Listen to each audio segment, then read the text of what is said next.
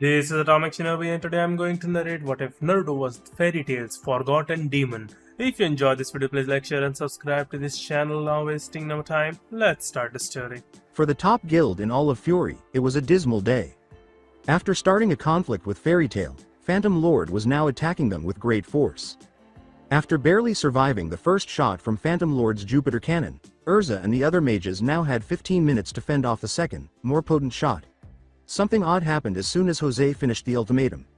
Around the guild hall, a huge white spell form materialized, startling everyone who looked at it as it glowed brighter and brighter until it vanished and everyone felt a rumbling. "What is going on?"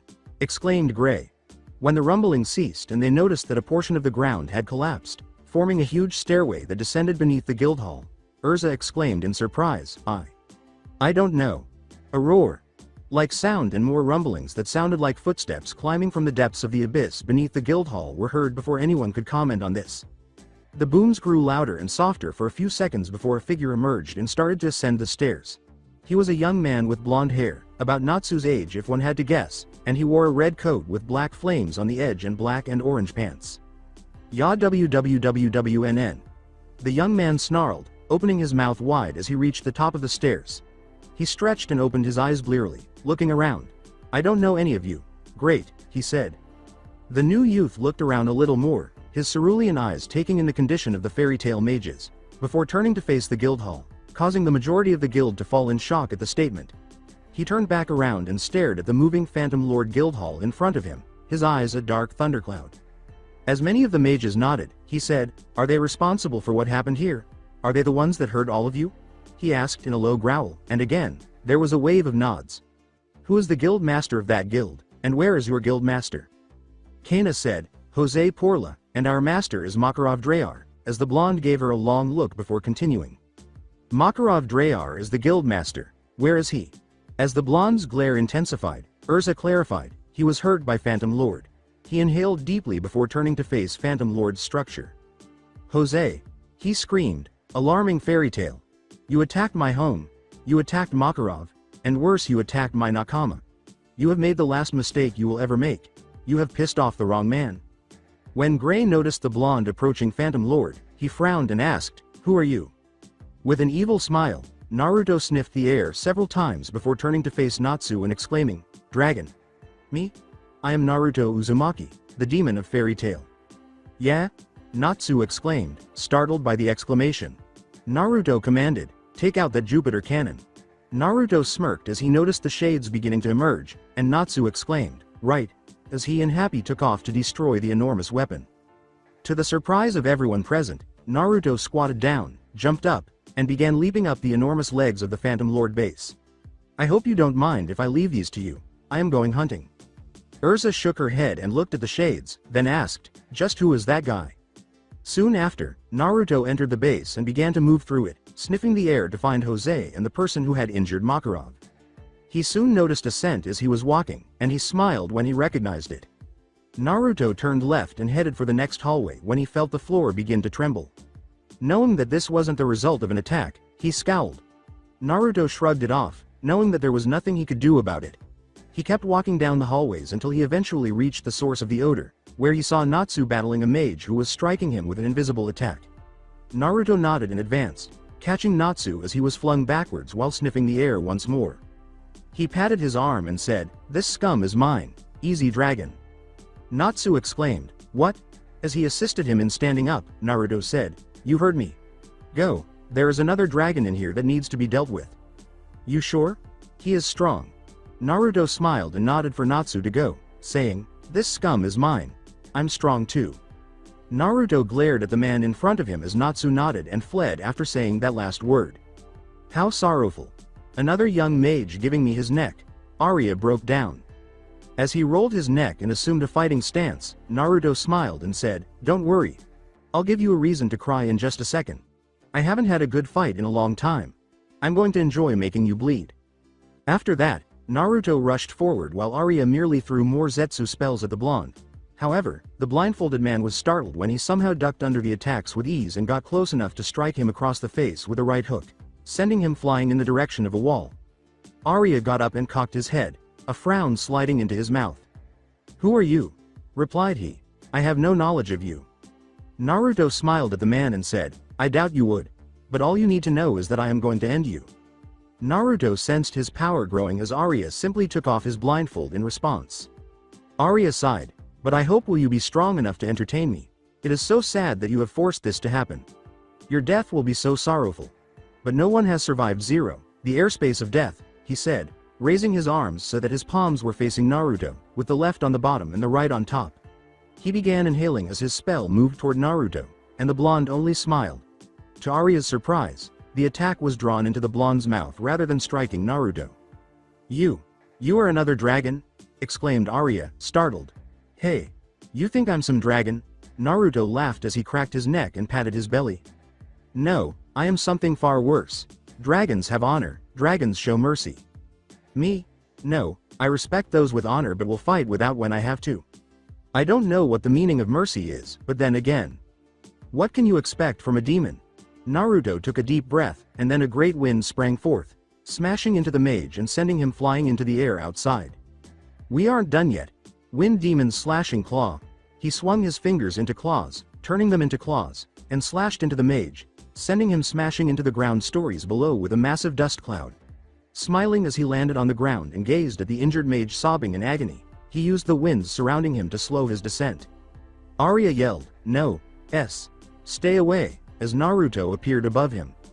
Turning to face Arya once more, Naruto smirked and swung an arm behind him, destroying a shadow that had been approaching. I'd kill you, but you didn't kill Makarov, so I will spare you. But if I ever see you again, then I will rip your heart out. I told you I'd give you something to cry about.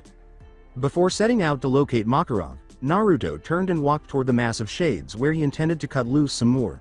After several minutes of the blonde tearing into the ghostly figures, Makarov reappeared and engaged Jose in combat for a short while before using fairy law to destroy the shades and vanquish Jose.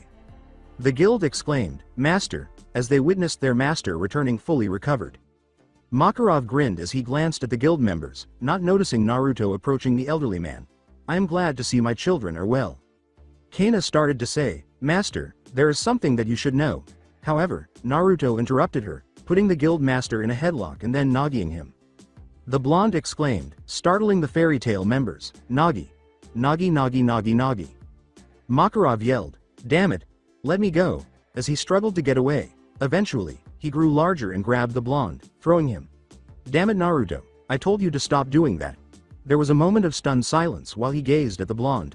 Naruto? Naruto stood up and smiled, Hey, do you know anyone else that is this awesome? Makarov said, You aren't awesome. Naruto was soon squatting with a storm cloud over his head. So mean. He trailed off. Makarov said, Naruto, why are you awake?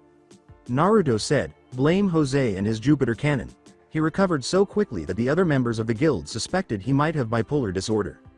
Ursa said, Master, who is he? As everyone watched in disbelief as Naruto took off his coat and revealed the fairy tale mark on his upper back, Makarov explained, This is Naruto Uzumaki, one of the original members of Fairy Tail, and the last resort should the guild come under attack. How? Ursa inquired at last. Naruto's eyes took on a distant expression as he said, Thank the first. She was worried about something like this happening one day. Makarov clarified, she feared that one day the guild would make someone angry enough to try and destroy us. So she asked Naruto to be placed in a special kind of stasis under the guild hall that would only trigger if they attacked the guild hall with members inside of it. Gray inquired, So what kind of mage are you? Looking at them, Naruto grinned and said, Wind Demon Slayer. One of the few purebred demon slayers that existed in the world before I went to sleep. The blonde demon slayer merely grinned as he placed his right hand on the dragon's head, but Natsu yelled, Fight me, and ran toward him. Naruto grinned and said, I'll fight you when you're at your best after we recover. Natsu grinned and exclaimed, Yes, at the assurance. Soon after, there was talk of throwing a party to celebrate the defeat of Phantom Lord. Naruto grinned as he glanced at Makarov, who was discussing their innocence with Mira and Urza. He was also upset that he would have to attend the trial regarding this matter. Craning down and patting his head, Naruto laughed and said, Cheer up Makarov. I'll go with you to the council, they're going to want to talk to me too. Nodding, Makarov said, Thanks Naruto, true. No problem. Naruto nodded as he got back up and turned to face the guild. Now who wants ramen? He yelled, but there was silence. Who wants ramen? Seriously. No one. You guys suck. He repeated. Then, as the rest of Fairy Tail stared at him as if he were crazy, Naruto sulked off and went in search of his favorite food. The council's army arrived the following week and conducted interviews with everyone, strangely avoiding Naruto, stating that the council wanted to speak with him directly. After the army's investigation was complete, Makarov and Naruto were summoned to a meeting where they reviewed the facts. Makarov quickly fell asleep, and Naruto became extremely bored. When one of the counselors yelled, "Makarov," the old master awoke. "Huh?" he said drowsily. The old man nodded, and Naruto sighed. "We're cleared. We done?" "Not yet. There is the matter of your return, Naruto Uzumaki. We were told that you died close to 75 years ago," Org said while staring at the young man. "But here you are, alive and not looking a day over 30. Looking at them, Naruto said, "I think we already explained as to how and why I'm alive and I'm so young, 25 actually." "Yes, but the details have been left out," Michello replied. "That is something that needs to be discussed, and to make sure that this kind of thing doesn't happen again." "It can't," Naruto exclaimed. "Mavis was the only one that knew the spell, and said that it was a one-time deal. Hence why the conditions of my reawakening were so strict." "I see." Sagrad nodded when he saw the blondes. "There is another matter that I would like to discuss with you. Your file is under triple S rank classification. It is odd that it is classified to even some members of the council. It's in regard to some jobs I did for the council," Naruto said. "If you don't have the clearance to read it, then I will not talk about it." "Mr. Uzumaki, there are only 2 people here who have an SSS rank clearance," Crawford Seam continued. "However, I have not opened this file as I would like you to tell the rest of the council what is in here so we may make an informed decision. You see, I swore that unless the person has that level of clearance or has been granted access to the deeps, I would not speak of what is in that file unless it was of dire importance," Naruto said, looking at the chairman with ease. "I can't." "And what if we were to deem it necessary to reveal it?" replied Altair. When Naruto noticed the 2 council members with the proper clearance shift, he smirked and said, "Then you clearly have a death wish. You release me from my word and I only have 2 words to say to you. Weapon X, so if there is nothing else then I will be going now." Having said that, Makarov frowned at Naruto as they left the room together. His question was, "Weapon X?" In response, Naruto said, "You know how I am with my word. Can't talk about it." Makarov nodded and said, "True enough." As he left the council chamber behind them, Yujime said, "You owe me 3 bowls of ramen for this one. That was a close one, old friend." As Makarov sighed and attempted to haggle with the counselor until he eventually gave in to the 3 bowls of ramen, Naruto grinned and said, "I like this guy. You might want to consider retirement soon." Yujime replied, "I can't keep protecting Fairy Tail forever." When Makarov brought up the subject, the 2 had already started back towards the guild hall after saying their goodbyes. "Yujime has a point. I am getting on in years and I should probably choose the 4th, Makarov exhaled. Naruto questioned, "Well, who are your options?" "Guildarts is our ace, but he is away too often. Mistogen is another S rank but he doesn't like to interact with the guild much. Urza is too young and strict to take over. And Laxus, my grandson, still has a lot of growing to do. There is always you." Naruto responded, "No, I am not the best option. You care about Fairy Tail with every fiber of your being, and you would do what it takes to protect everyone. And would also likely cause a massive catastrophe that gets the guild shut down." Naruto giggled. "You've forgotten what it's like to have me around again." As they strolled, Makarov sighed, "It has been a long time. Hard to believe that you are the older one here." Makarov glared at Naruto, who remarked, "Hard to believe that you never grew taller. I mean, your dad was a pretty good height." When they returned to the guild hall, Makarov left to take care of some more paperwork before Naruto saw Laxus and asked Mira for a drink. Laxus laughed malevolently and halted when he felt a hand on his throat. "When I finally take over as guild master, I will get rid of all you weaklings first." Before he could respond, Naruto threw him out the building's door and began to chase after him, his entire being etched with rage. With the wind beginning to rise in his rage, Naruto hissed, "Care to repeat yourself? Because I could have sworn that you were just badmouthing your own guildmates." "And if I was?" yelled Laxus. As the wind picked up speed, Naruto said, "Then we are going to have words." Laxus felt a twinge of concern as he said, "Fairy Tail was built for all, not just the strong. I will not let you sully its name with your arrogance." Naruto stepped closer, towering over Laxus, who had not yet risen, and said, "Because you are Makarov's grandson, I will not spill your blood today, but I will make it perfectly clear where we stand. As you are now, I will be dead before I let you become guild master and ruin the guild that Mavis built." If I so much as think that you are going to be a problem, then I will personally tear you apart. The final word came out as a roar as the wind died away and Naruto turned and walked back towards the building. Naruto entered the fairy tale on a warm day while carrying a pack on his shoulder and making his way to Makarov. Frowning, the guild master said, "Going somewhere?" "The cabin." Naruto replied, "Just stopping by to give you the heads up." Makarov scowled and said, "The cabin? It might not even be there anymore." "One way to find out."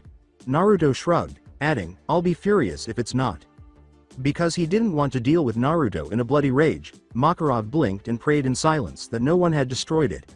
Naruto waved goodbye as he left the building in Magnolia, making his way to the distant mountains.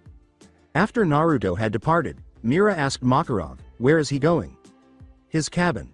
Not too long after joining Fairy Tail he went out into the mountains where he built himself a cabin that he would stay at now and again. Only a handful of people knew where it was and that was 8 years ago. Now maybe one other person would know where it is and even then I doubt it. Makarov exhaled. Mira scowled and asked, "Why build a cabin so far away?" He liked his privacy for starters. And he lived alone most of his young life until he joined Fairy Tail, so when things got too crowded here or he just needed space he would go to the cabin and cool off. You can ask him more when he gets back. Makarov chuckled. I wasn't born yet for most of Naruto's time here in Fairy Tail. Most of what I know are just stories that my father told me about him, the legendary demon of Fairy Tail, the man who knew no fear and was unstoppable in battle. The journey to the cabin took more than a day, and upon entering the forest, he realized that no one had discovered this location because the game trails had been totally overtaken by the underbrush, making the journey dangerous. Naruto arrived at the little clearing where the log cabin he had constructed was still standing as the sun rose. With the stone path leading to his front door encircled by weeds and grass, and the stone outline of the fire pit barely visible over the grass, it wasn't particularly fancy, but to Naruto, it was his home. Naruto stopped as he was about to approach the door and scowled when he noticed an X shape cut into the log to the right of the door. He reached down and rubbed his hand over it, noticing that it was still jagged and unworn, suggesting that it was new. After sniffing the area and blinking at the scent, Naruto muttered, "No more than a few days old." He then grinned and said, "So you're still alive. Interesting." Naruto unlocked the door and entered, finding everything covered in a thick layer of dust. He let out a sigh, opened the windows, and inhaled deeply before using his wind magic to blow the dust outside in huge clouds. He then lifted the pillows and blankets off the bed and did the same to the sheets and blankets. After cleaning up, Naruto started to survey the area, choosing what he would bring back with him when he was transferred to one of the apartments close to the guild or to the building that rented out rooms to guild members. In addition to his books and a few different outfits, there were 2 pictures of one of him in the entire Fairy Tail Guilda that he had requested before turning in for the night so that he could remember everyone. He smirked as he selected Makarov, who was holding his father in his arms, just to the left of Naruto in the middle of the photo with Mavis. When he picked up the ring that was lying in front of the photo, the other one made him smile sadly. He sighed as he carefully placed the pictures in his pack and slipped the ring into his pocket. If only. He turned back to the table and noticed a letter on it. He scowled as he opened it to reveal the sloppy handwriting of one of the few people he somewhat respected and trusted. To Brat, we agreed that after everything we had done, we would be able to walk away, but I have some information that needs to be shared. That bastard is still alive. We burned his body, but he somehow tricked us. I've seen the evidence with my own eyes and know that it's recent, sometime in the last few days. I'm going to try to track him down and wait for you before engaging him because I know he will be stronger this time after how badly we beat him last time. Since you haven't met up with me as we agreed, I assume you were busy with Fairy Tail, so I'll leave this message here and drop another one off there for when you return. I know you've been talking about asking that girl you're crushing on to marry you and starting a family, but it can't wait too long. If you can't join me, I'll get word to the council and get one of the 10 wizard saints to come help me with this, but it can't wait too long. Make the most of your life and don't become an old fart like me without finding and achieving your own happiness, which means knowing when to pass the fight on to somebody else. Ultimately, all I want is for you to live a happy and safe life, the kind of life your parents wanted you to have before they passed away. You have already made them proud of everything you have accomplished, so don't worry too much.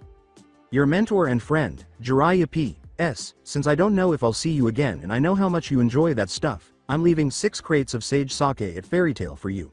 That, along with my unmatched talent with women, is one of the best things I can give you. As Naruto read this, he had to pause and chuckle at the final line because he recalled all the times Jiraiya had been beaten or shot down by different women he had asked out on dates. He shook his head at this, carefully replaced the letter in the envelope, and then nodded before starting over and heading back in Magnolia's direction. The following day, in the early afternoon, Naruto returned to Fairy Tail and went directly to Makarov, where he glared at him while he grabbed him by the back of the neck and held him in midair. He yelled, "Naruto, what the hell are you doing?" The guild master gulped as Naruto hissed, "Why didn't you tell me that there was sage sake here?" He attempted to explain, Well, you see, but Naruto simply threw him across the room, causing him to smash through a table, bounce off the wall, and then fly back towards him. The incoming master was backhanded and Naruto yelled, "Never," and punched him as he came flying back again. Sage sake. Naruto kicked the master up into the ceiling. From me. Naruto just turned and sat down at the bar, where Makarov landed back in his seat, bruised and feeling very lightheaded. "You may be the guild master, but you are still younger than me, and I know that your dad would have told you to never hide that sake from me," Naruto said. Makarov sighed, "It's not like anyone can drink it, I forgot." Kara exclaimed, "That sounds like a challenge," from her chair. With a smile on his face, Naruto yelled back to her, "Come get us a bottle then." Sure," she said, nodding as she entered the back, a little afraid of Naruto. Kara inquired, "So what is sage sake? Strongest sake ever made?" Makarov responded, "It was crafted by mages that spent their entire lives creating a sake that was both strong in taste and had the ability to purify a person's magic. So strong that any lesser mage that drinks it is usually knocked unconscious by the time they finish their first glass." Naruto went on, "It's kind of like a mark of how strong your magic is if you can drink more than one glass and remain lucid.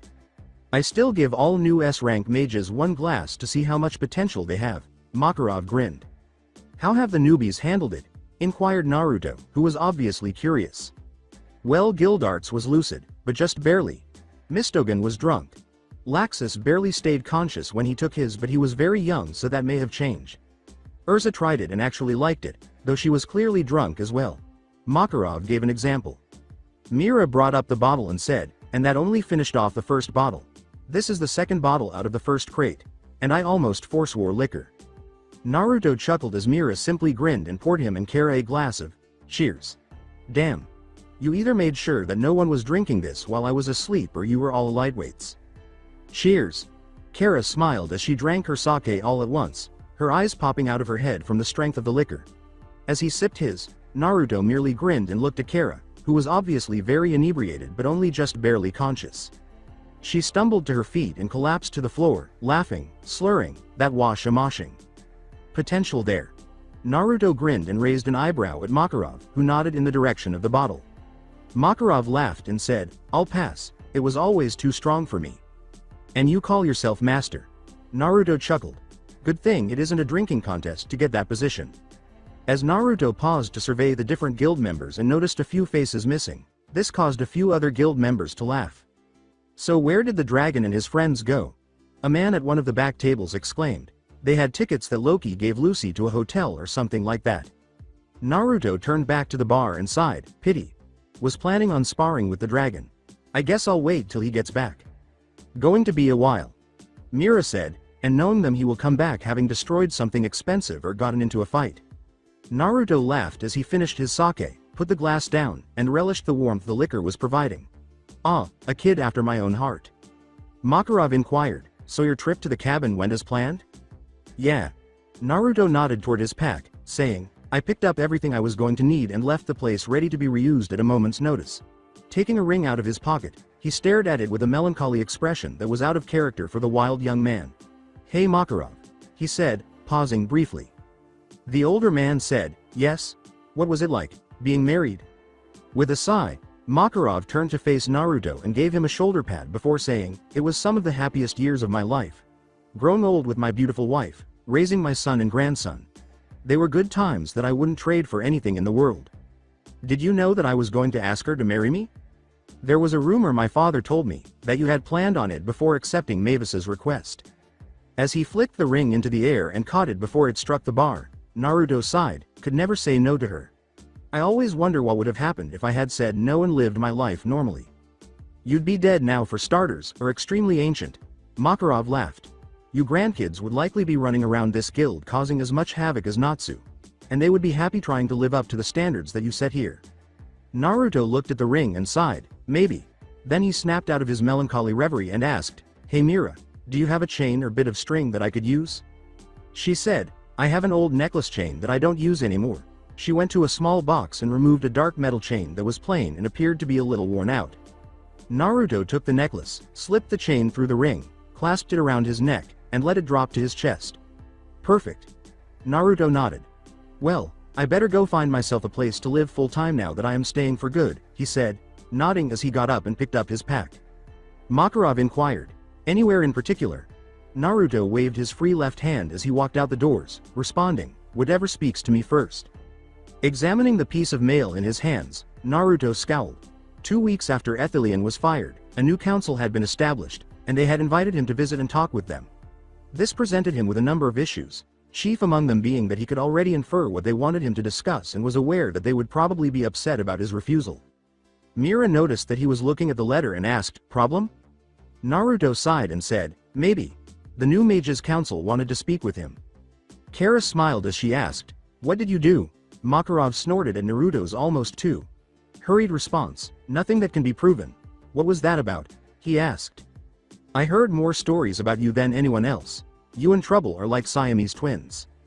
Naruto sighed and pushed back his chair, saying, "I take offense to that statement. I'd better go deal with the windbags." "Have fun with that." Makarov laughed. "Try to get it settled quickly and be back in time for the Magnolia Harvest Festival." As he left the guild, Naruto nodded and said, "I'll do what I can," since he walked the entire distance to give himself time to think of every possible excuse to prevent the council from being destroyed by irate civilian mobs. It only took him a day to get there. There was just one person present to talk to him when he entered the meeting. He questioned, "You are Naruto Uzumaki, correct?" Naruto said, a little irritated, "I am." "Who the hell are you and where is the rest of the council?" He yelled, "You impetuous brat, you are the only one with SSS rank clearance," before he calmed down and said, "You may call me chairman or Grand Doma." "Fine then, Grand Doma." Naruto gave a nod. "What do you want to talk to me about?" "I assume you are aware of the topic as I am the only one here," he grumbled. "Let us not waste time playing games." "Fine." Naruto gave a nod. "Are we going to talk here or go into the deeps first?" Grand Doma waved Naruto to follow him, saying, "We'll talk as we go to the deeps." "So what is it specifically that you want to discuss?" "To my knowledge most of what I handled that was SSS rank clearance was settled," said Naruto. "It was, at the time. After reviewing the information, however, we have concerns that the information may have been leaked by the traitors that were in the council." Grand Doma responded. "You want a threat assessment?" Naruto gave a wink. "Fair enough. What project?" "There are 2 that you were involved in. I'd like an assessment on both. See if they were accessed recently, and what countermeasures we need to take if they have been accessed and someone manages to use them." Grand Doma responded, "You are being paid for your time, of course." "I'd better be." Naruto sighed as they arrived at the prison cells. Grand Doma stepped forward and touched the rear wall, causing the spell seal to materialize before vanishing, enabling the 2 of them to descend further into the structure. They had to descend the steep stairs in 20 minutes before they could reach the deeps, a high security vault. There was a special vault designed to hold ancient magics that no one understood anymore. Data on experiments that were never to be repeated but were too important to other projects to be destroyed, and dark magics that were never supposed to be seen. Naruto was able to enter the room designated X10 after Grand Doma led the way there and unlocked it. Naruto nodded and inhaled deeply through his nose before turning to face the room again. "No one to my senses has been down here, but that doesn't mean that someone wasn't, or that someone hasn't replicated the experiments while I was asleep," Naruto said as he glanced at Grand Doma. "Which one do you want to start with?" Grand Doma shrugged and said, "Start with the first experiment." "Fine." Naruto smiled as he moved to the right side of the room and struck the file cabinets containing the papers. Classified as Experiment Zeta 5, this experiment was being tested on Ruin Knights, all willing test subjects during the initial trials. The purpose of these experiments was to bestow a greater restoration ability on them, essentially make them harder to kill by mages. Initial trials were conducted on volunteers only, and after 100 trials there were 100 deaths and they were no closer to finding the solution. The problem apparently was that it was sapping them of their life force, killing them in seconds when they likely had more than 40 years left to live. The project was shelved for a few years before another team of scientists found it and attempted to perfect it.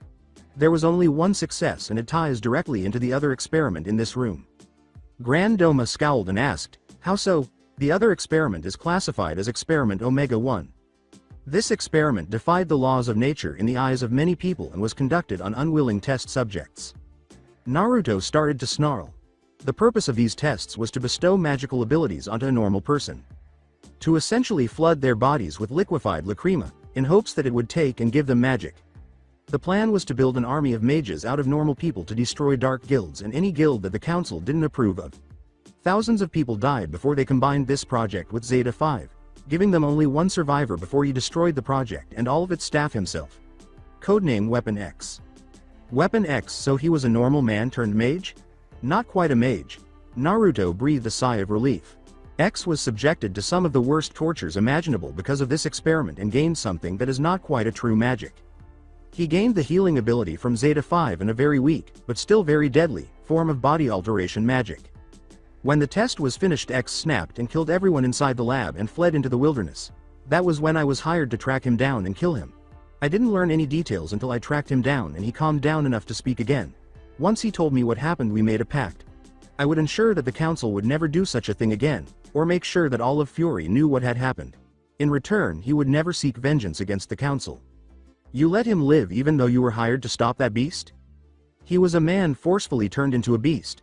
Naruto snapped back, and Grandoma blinked at his anger as he realized that he was alone with a mage who was rumored to be willing to kill anyone who stood in his way before he joined Fairy Tail. The council from 90 years ago made a grave error, and once it was made clear that they would be shut down, not just losing their seats but leaving all of Fury as it was before they existed, they agreed to this proposal and agreed to never use this information again and swore that no one would. So think very carefully, Grandoma, because if you are thinking about using this information, I will tear your world down around you.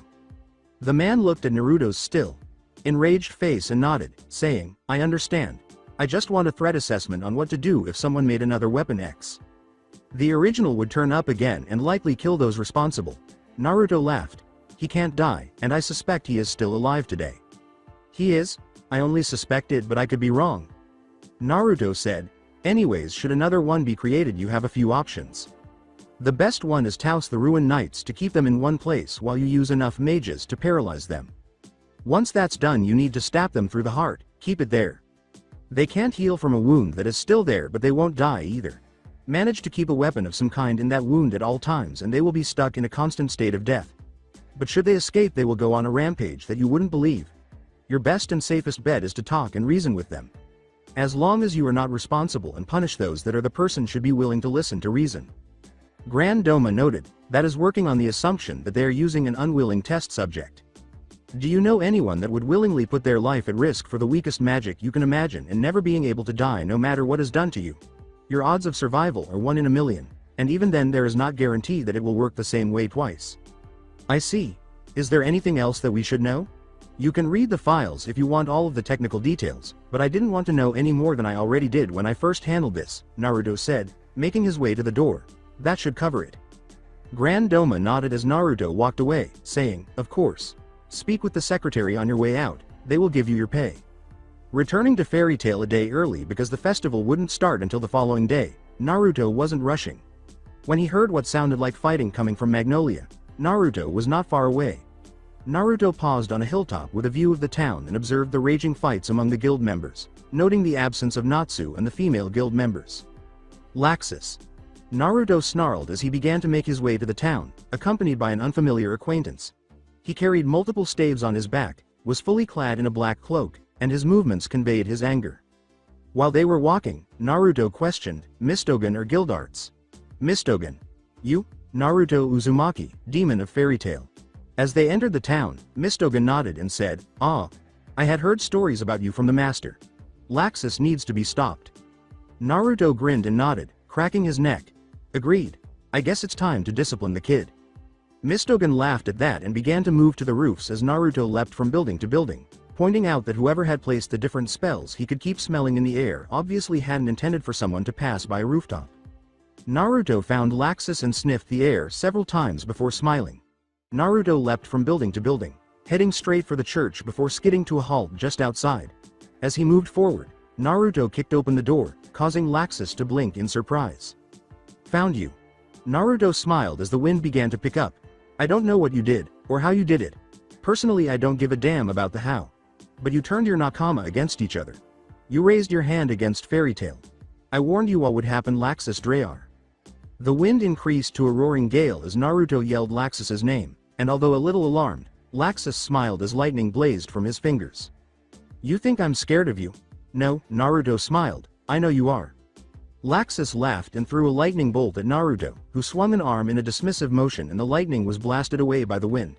"Hardly, I've been looking forward to the chance to crush the strongest mage of the original fairy tale," Laxus said. Naruto snorted and said, "Foolish. You don't understand elements very well, do you? What are you talking about? The 5 basic elemental magics, the ones that all other elements can be traced back to, are fire, wind, lightning, earth, and water. Those are the core elements that make up all life. Each is stronger to 2 and weak against 2, thus ensuring balance. Lightning has a distinct advantage against earth and water, but against my wind magic, well, you are outclassed." Naruto clarified as he assumed a fighting posture. "So what now, Laxus Drayar? Will you run like a boy, or stand your ground like a man?" Laxus was shaking now, his anger barely contained. The man who had established the benchmark for strength in Fairy Tail, an old-fashioned mage, was mocking him as if he were a child. The idea of being perceived as weak was too much for him to bear, and he roared in rage, swung Naruto with lightning flashing from his fists. Naruto simply laughed as he encased his own fists in wind, easily thwarting the various blows and allowing the wind to break up the lightning before it could even cause his arms to stand on end. Physical strength was a different story. While Naruto had the lean muscles necessary to sustain a fight for longer, Laxus had more pure muscle on him, which gave his blows that much extra might without the use of magic. Twisting with Laxus's subsequent blow, Naruto kicked him in the side, sending him flying across the cathedral's width, straight into a wall where he bounced, and straight into Naruto's charging fist, which was forming a spell. Naruto roared, "Wind Demon's crushing fist," as he unleashed a huge stream of wind that sent Laxus crashing into the wall with so much force that he was unable to even scream in agony. After stopping, Naruto took the young man by the front of his shirt and threw him over his shoulder, causing him to bounce on the ground several times before standing up again. Laxus chuckled darkly as he took off his shirt, exposing the fairy tale symbol and the scales that were now growing on his arms. "Hey. You are something else, demon. But I am not finished yet. Lightning dragons roar," he said. After blinking at the electricity rushing in his direction, Naruto inhaled his own wind demon's rage. Laxus stopped when he looked to his right and saw that Evergreen, one of his bodyguards and a member of the Thunder God tribe, had been beaten and that all of his hostages had been released. Naruto then launched his own attack back at Laxus's spell and watched as the spells hit with an explosive detonation, sending both of the skidding back. "Game over, Laxus." Naruto laughed. "From that look on your face, you just lost your leverage over Fairy Tail. If you want to keep fighting, I am more than willing to school you, though." As he cast his next spell, Laxus chuckled, "I am not nearly finished yet." Naruto felt the lightning in the air, but it seemed to be contained. A growling Naruto questioned, "What did you do?" "Imperial Thunder Palace." Laxus chuckled. "Around the town are 300 lacrima imbued with lightning. In 1 hour and 10 minutes they will go off and destroy the town unless Gramps resigns and makes me the next guild master of Fairy Tail." All of this to become guild master? Yes. I can't stand Fairy Tail being thought of as weak. I won't allow the weaklings that are polluting this guild to remain. "Idiot," Naruto muttered, glaring at Laxus. "You call your nakama weak? You call those that are your friends and comrades weak? You are the one that doesn't belong here, Laxus." Naruto then threw a blast of wind at Laxus, causing him to back off. Fairy Tail was meant for everyone, not just the strong. We do not seek to be the greatest, and that is exactly what makes us great. We may be destructive, we may be fools sometimes, but we are a family. And you have shunned this family for strength. Die, you scum! Wind Demon's sundering wings. He swung his arms back as far as he could before he swung his arms forward, the wind slashing through the cathedral's stone floor as it shot towards Laxus, who quickly reacted to try and save himself. Laxus yelled, "Lightning Dragon's breakdown fist," as he hurled the powerful lightning blast at the wind. The attack exploded with immense force, but it was insufficient to completely stop the wind, which sped through and made a few shallow cuts rather than shredding Laxus to the point where he would have been a puddle on the ground. Laxus, panting, noticed Naruto smirking and tilting his head to the side. "Energy mate. Chains of submission."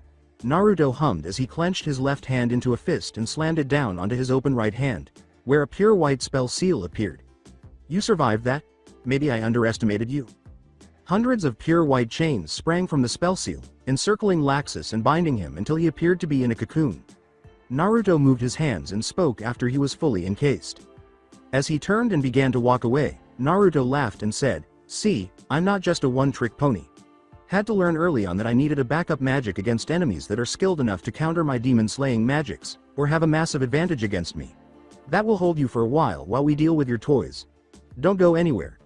Laxus's anger reached its peak when he broke the chains in a lightning strike. Don't look down on me. Laxus roared as he appeared to transform into lightning and loomed over Naruto before the blonde could react. Lightning Dragon's jaw. He slammed a double hammer fist down on the blonde where the electricity struck him as forcefully as he could manage. Lightning Dragon's iron fist. He raised a fist, determined to continue the assault. Naruto yelled, Wind Demon's winding tail, as he spun around, his legs forming what appeared to be a tail that wrapped around Laxus's arm before the attack could hit, causing him to smash into one of the pillars. Naruto grinned as he got back up, saying, that was good hit. Didn't think you had it in you to try and break free of my chains of submission. Laxus remained silent as he slowly stood up, adding, but do I look like someone with a glass jaw? One hit won't win the fight and you aren't looking good there, kid. Laxus raised his left arm in the air and yelled, quit. Quit calling me kid. Resounding through the air, the roar of thunder, plunges from the heaves and reaps destruction. Raging Bolt. As he completed the chant, a huge ball of lightning smashed down to where Naruto was standing, and Laxus brought his fist down. For the sole purpose of casting another energy make spell, the blonde swung his fist down, shooting his hand through it to create what appeared to be a swirling sphere that slammed into the raging bolt, shattering it to Laxus's horror. Energy make. Rasengan. Naruto laughed as the sphere vanished, saying, it took me a while to learn that technique when I was first learning energy make, but then I was mostly self-taught. Laxus looked at the blonde who was approaching him once more and said, I got to admit that you have surprised me. No wonder you're S rank. But strength isn't what Fairy Tail needs, and it isn't what Fairy Tail wants. So be a good kid, and go to sleep. Naruto yelled, his fists encased in wind once more, and he brought them smashing into Laxus's face, knocking him back a few steps as he brought the hands together. Wind Demon's secret technique. Tornado Buster. He smashed into the wall at the back of the cathedral, lifting him off the ground and sending him smashing into the wall, stunned and barely able to move. Natsu yelled, we're here to help, as he, Urza, and Mistogen rushed into the room to find Naruto slightly electrocuted and Laxus already unconscious. I got it. Naruto chuckled, though we might want to take care of the Imperial Thunder Palace. Mistogen nodded as they went outside and Urza instructed everyone to aim for a sphere. He's right. Naruto informed Urza that, we split the 200 between us. Are you sure? When the signal was given, they struck as one, energy make, chains of destruction. With that, 100 bladed chains shot out and headed towards 100 of the Lacrima, impacting and shattering them with little effort on Naruto's part, though the electricity hitting him was painful enough for Naruto to nearly lose consciousness. I can handle it. I just need to be high up. Naruto nodded as he leapt to the top of the church using a gust of wind to lift him to the top of the bell tower. As he flew down to catch Naruto before he fell, Happy exclaimed, I got you. He then dropped him off at the side of the church, where the less injured guild members took the wounded to the guild so poor Lyuzuka could treat them. Naruto slept for the majority of the day and woke up less than an hour before the parade. He slowly got up and put his coat back on before leaving the room to see Makarov in a somewhat dejected mood. The statement was not a question. You excommunicated him, didn't you? The simple statement from Makarov was, I had no choice. He put not only Fairy Tail but all of the town in danger. Had to be done. Naruto grinned. He's got real talent, I'll say that much. Didn't know he was raised by a dragon. He wasn't. Naruto hummed, then I have some questions for him. Makarov remarked, leave it for now. It's time for the parade. Naruto laughed sheepishly and said, I'll pass. I didn't have time to rehearse. Got too busy kicking your grandson around the cathedral. And getting electrocuted. Makarov nodded. Go and talk to him then. I doubt he's left just yet. With a nod, the blonde left the guild and made his way through the throng, where he followed his nose to discover Laxus waiting to watch the procession in an alley. Surprised, Laxus said, You're up already? You really are a demon. Naruto stood beside the man and nodded, saying, So I've been told. I'm sorry it came to this. Me too. And sorry if I did any lasting damage. When it comes to Fairy Tail I can be a little irrational. Acknowledged Naruto. As the procession began, Laxus responded, I deserved it. As Naruto observed his nakama, he said, I doubt you can ever come back to the guild. But that doesn't mean you aren't family. Family, huh? Trust me on this one. No matter where you are, Fairy Tail will always be family to you. It was to me. Naruto said with a sad face. Thank you. Don't mention it. After watching the guild perform for a while, the two of them noticed that Laxus was beginning to cry when Makarov appeared and made a strange looking symbol with his hand that the other members of the guild copied.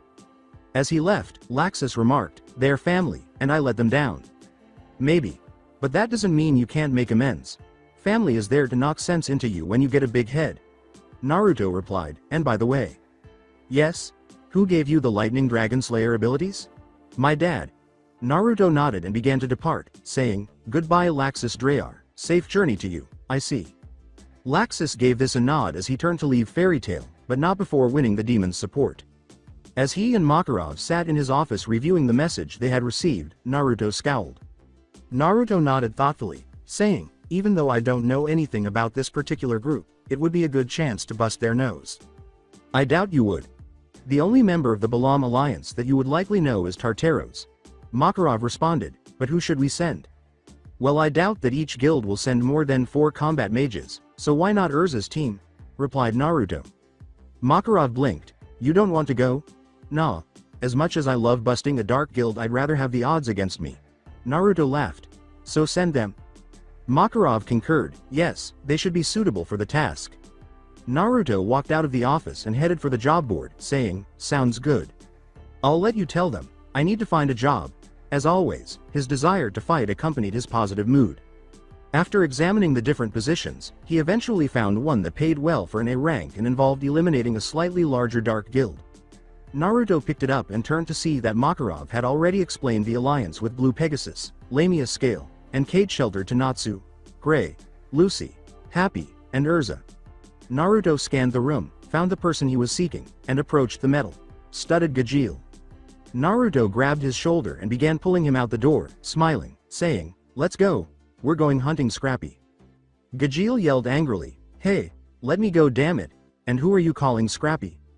As he demonstrated the task, Naruto grinned and said, Since we aren't going with Natsu and them to beat up Akari and Cease, we are going to hunt down our own dark guild." After shaking himself free from Naruto's hold, Gajeel blinked and began to walk alongside the older mage. "So you wanted me to come with you to take down a dark guild?" Nodding, Naruto said, "Hell yes. Why? Because you're strong and have given your best to become a part of Fairy Tail." Naruto replied, "That kind of effort deserves respect." Before he asked, "Even though I was a part of Phantom Lord?" Gajeel blinks. "So was Juvia, and she's working hard to be part of the guild too. Though I am a little worried that she might try and do some immoral things to Gray." Naruto laughed as they left Magnolia Town. "But I honestly don't care who you were before you came to Fairy Tail. You did some bad shit, but trust me, my sins were far worse than yours when I joined." Gajeel scowled and asked, "What did you do? Your sins?" Naruto laughed and said, "Nothing. I want to talk about Scrappy." "Why are you calling me Scrappy?" Gajeel glared at Naruto and considered striking him, but decided it wasn't worth the effort on the way to the job he had been invited to. Naruto clarified, "You are an Iron Dragon Slayer. Metal scraps." Gajeel was surprised to learn that Naruto and he traveled in a friendly manner during the day-long journey to the town that had sent out the job. They exchanged tales about fights they had participated in or locations they had visited while working. The two were laughing like old friends by the time they got to the town's edge. Gajeel grinned and said, "You did not throw a man across a lake, you're joking." "Hell yes I did. Bastard tried to stiff me." Naruto giggled, "He skipped 10 times, the fat fuck." When they stopped and saw the heap of bodies, Gajeel laughed and said, "Gee hi. Did someone beat us here?" They both froze. "No clue." Naruto scowled gravely as he inhaled the air, and his scowl grew as he approached the bodies and discovered that they were all dead with stab and slash wounds. They had come here to deal with the Dark Guild, but the fact that they were thrown from the bloody trails and piled up like this indicated that someone had wanted them to see it. Gajeel snarled, "I only smell one other person." As he walked around and observed that there were no people left, Naruto nodded and said, "Same. Search the place, and be careful." As they began looking through each building, Gajeel nodded and showed respect to the older mage. "Got it." There were indications of a minor struggle in each of the 30 buildings, not including the town hall, but they were only days old, indicating that the people had been taken against their will. Since the Dark Guild had been destroyed perhaps 12 hours earlier, it was the Dark Guild that had taken the people from their homes and sent them to an unknown location. Gajeel turned one hand into a long club and smashed open the doors as he left the last building where the two fairy tale mages had met outside the town hall. Naruto then sent an energy sphere inside the building to light it and, presumably, Daze anyone still inside. As they stepped in, they noticed that there were more bodies piled up and that there were more indications of the struggle. Gajeel whistled in shock. Damn, one guy did this? Naruto nodded as they passed through, looking in every room and finding nothing noteworthy until they arrived at the second floor and saw something that made Gajeel look ill. Seems like it. There was a pool of bloody, eviscerated mess on the ground close to where the mayor's feet were hanging off the ground, and metal rods had been slammed through the mayor's shoulders and wrists. Naruto began looking through the notes as soon as he entered the room and came to the realization that this job was much more complicated than it had first seemed. Why did this? Gajeel questioned incredulously. After searching the desk and finding what he was looking for, Naruto sighed and gave it to Gajeel, saying, I think I know why. Incredulous, Gajeel muttered, he sold them. Naruto sighed and shook his head, saying, yeah. And whomever did this made him and the entire Dark Guild pay. WH. What now? Scowled Gajeel. To which Naruto replied, we find them. Find who? The guy that killed them all or the people? Both. Odds are good that whomever killed everyone here is going after the people to try and save them.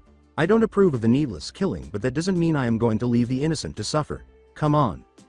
The blonde sniffed the air as they went outside and began guiding Naruto to the southwest, following the scent of the man who had exacted revenge on the corpses behind them. Gajeel was nodding and following Naruto's lead. For a few days, the two maintained a respectable pace, and as they pursued them until they eventually arrived at the trail's end, silence descended upon them. Probably picked up by some sort of carriage, the scent had gone cold, but not before leaving a message.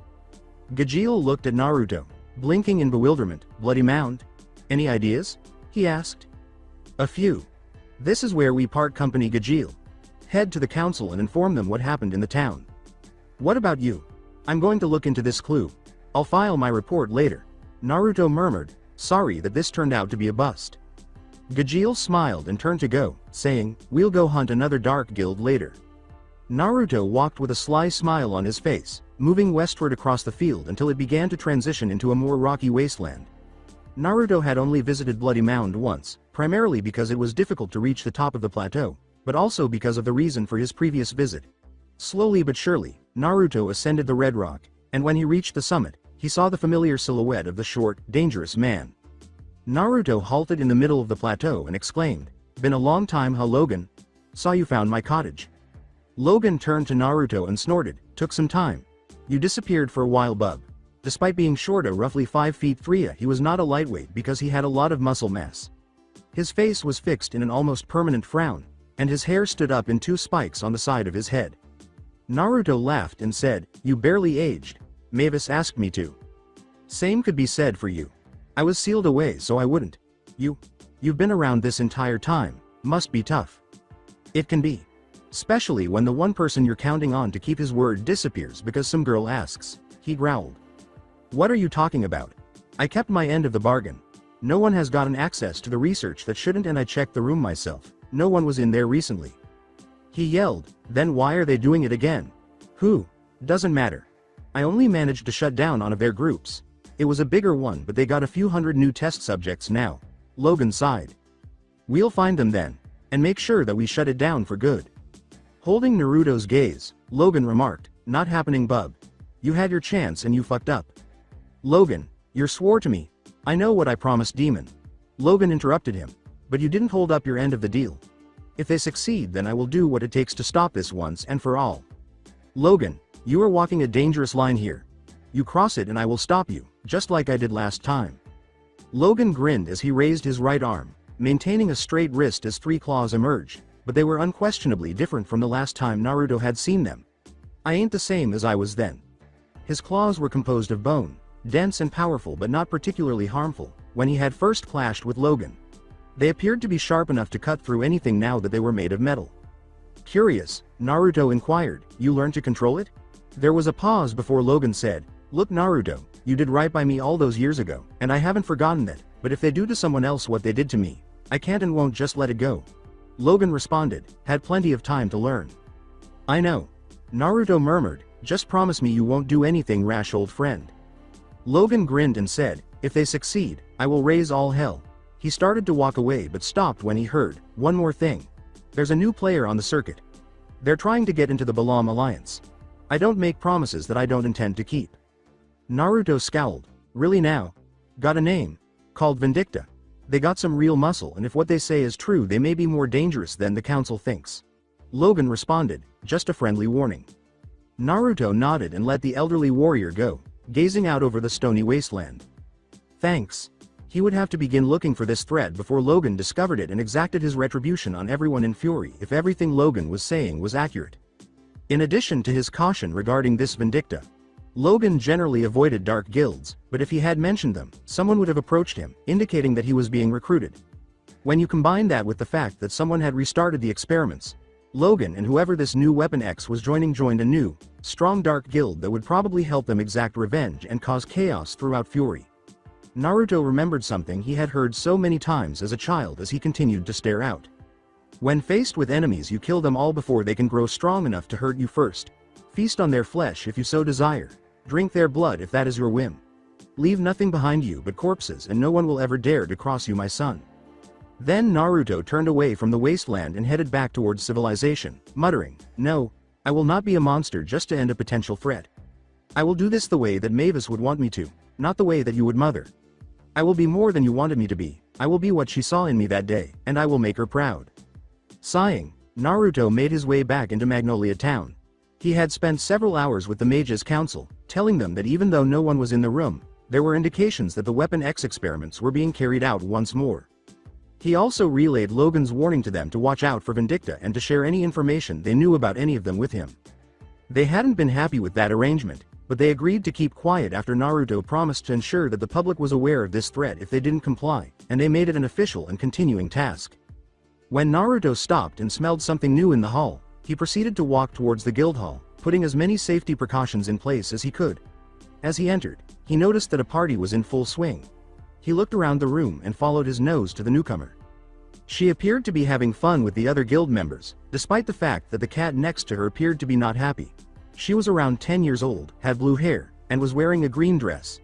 The girl tore and stared at the blonde man who towered over her as Naruto stood over her and took a few sniffs to make sure his nose was in the right place. She grinned as he glanced down at her, lifted her up under her arms, and raised her to eye level with him. Hi. The entire guild stopped when they saw the laughing ancient mage holding the young girl before placing her on his shoulders and saying, You're staying with me now. Tiny dragon, Naruto exclaimed as he threw her into the air and caught her again. Tiny sky dragon. Hey, put Wendy down, the female cat yelled angrily. Naruto retorted, No, she's my little sister now. Little sister? Wendy questioned bewilderedly. As most of the guild began to chuckle at the scene, Naruto wisely said, Sky dragons are similar to wind demons. Therefore you are now my little sister. Wendy blinked. Wind demon? The blonde laughed and walked to the door, saying, Yep, I'm a wind demon slayer. Which means I can teach you all kinds of super cool wind stuff. Come on, let's show you how to make tornadoes, he said. To prevent the blonde man from possibly destroying the town, Lucy yelled, No, let her enjoy the party a bit more before leveling the town. The cat continued to glare at Naruto as he looked at Lucy, then pouted and put Wendy down again. As Naruto approached the bar, he sighed and said, Fine. Mira, I need a pick-me-up. Lucis being mean. The woman laughed at that, and as he sat down at the bar, she got another bottle of sage sake and filled his glass. Makarov sat next to the blonde and said, I heard that your job took an unexpected turn. Naruto nodded as he hurriedly told the guild master what had transpired and what he had discovered from Logan. Yeah. It's a bad one. Naruto fell silent after describing the council's plan to try to contain it, then said, This could get messy fast. I might need a few members of the guild on standby just in case. You know we will be there for you if you need us. Makarov continued, We're a family. While grinning, Naruto nodded, Only one I've ever known. Naruto turned around and watched the celebration go on until late at night, when everyone was leaving for home and Naruto was once more grabbing Wendy. The cat used her magic to fly in his face and yelled, Put her down, once more. With Wendy back on his shoulders, Naruto chuckled and said, Down kitty. You two don't have a place to stay just yet, so you are staying with me. The cat huffed, No, Carla, he's nice enough to let us stay with him. Wendy laughed, and he wants to be our friend. Her friend. I'm your older brother now. Naruto chuckled, and tomorrow I'm teaching you how to really use wind. My mother told me all kinds of stories about sky dragons. Most were not very kind, but if she didn't like something, that gives me all the more reason to like it. Wendy questioned, Your mother? Were you raised by a demon? Yeah. Naruto replied, it's the difference between demon slayers and devil slayers. Devil slayers are taught their magic through other means and only have to conquer their own inner darkness to really harness that power. Demon slayers are a cut above them. We are more powerful, ferocious, and our magics are much more potent. Most demons don't raise humans as they see us as inferior, but the ones that do are trying a new way of making more demons. Carla frowned and said, so you could turn into a demon? Nah. I've settled most of my issues. Naruto replied, I'm the worst nightmare for demons though, since I know so much about them and my magic is perfect for fighting against them. Now enough about me. I want to know more about my new little sister. As they drove to Naruto's apartment, Wendy laughed at that and told him about her experiences in Cage Shelter, learning Sky Dragon magic, and her mother Grandini. As Naruto heard each story, he frequently shared her laughter over the joyful recollections. Naruto parked her outside his apartment building, unlocked the door, and opened it to find a clean apartment. The furniture was brand new, and even though some items had a light layer of dust from his long absence, it was clear that it had been well maintained. As they entered, Carla said, not what I was expecting. I may be a wild guy, but I don't like my living conditions to be a mess. Naruto replied, my godfather made sure I understood that. A demon too? No, my actual godfather, replied Naruto. My birth parents chose him since he taught my dad magic when he was a kid. When I got taken by my demon mother, he spent years searching for me to try and save me, or at least give me a proper burial. He found me in Fairy Tail not too long after I joined. Spent a lot of time with him when I wasn't on the job. Wendy grinned and asked, is he a member? He sounds like a nice man. I don't know where he is, to be honest. Naruto breathed deeply. I may not look it, but I am over 80 years old and was only just recently unsealed. I don't know what happened to him, though I am still looking so I can visit.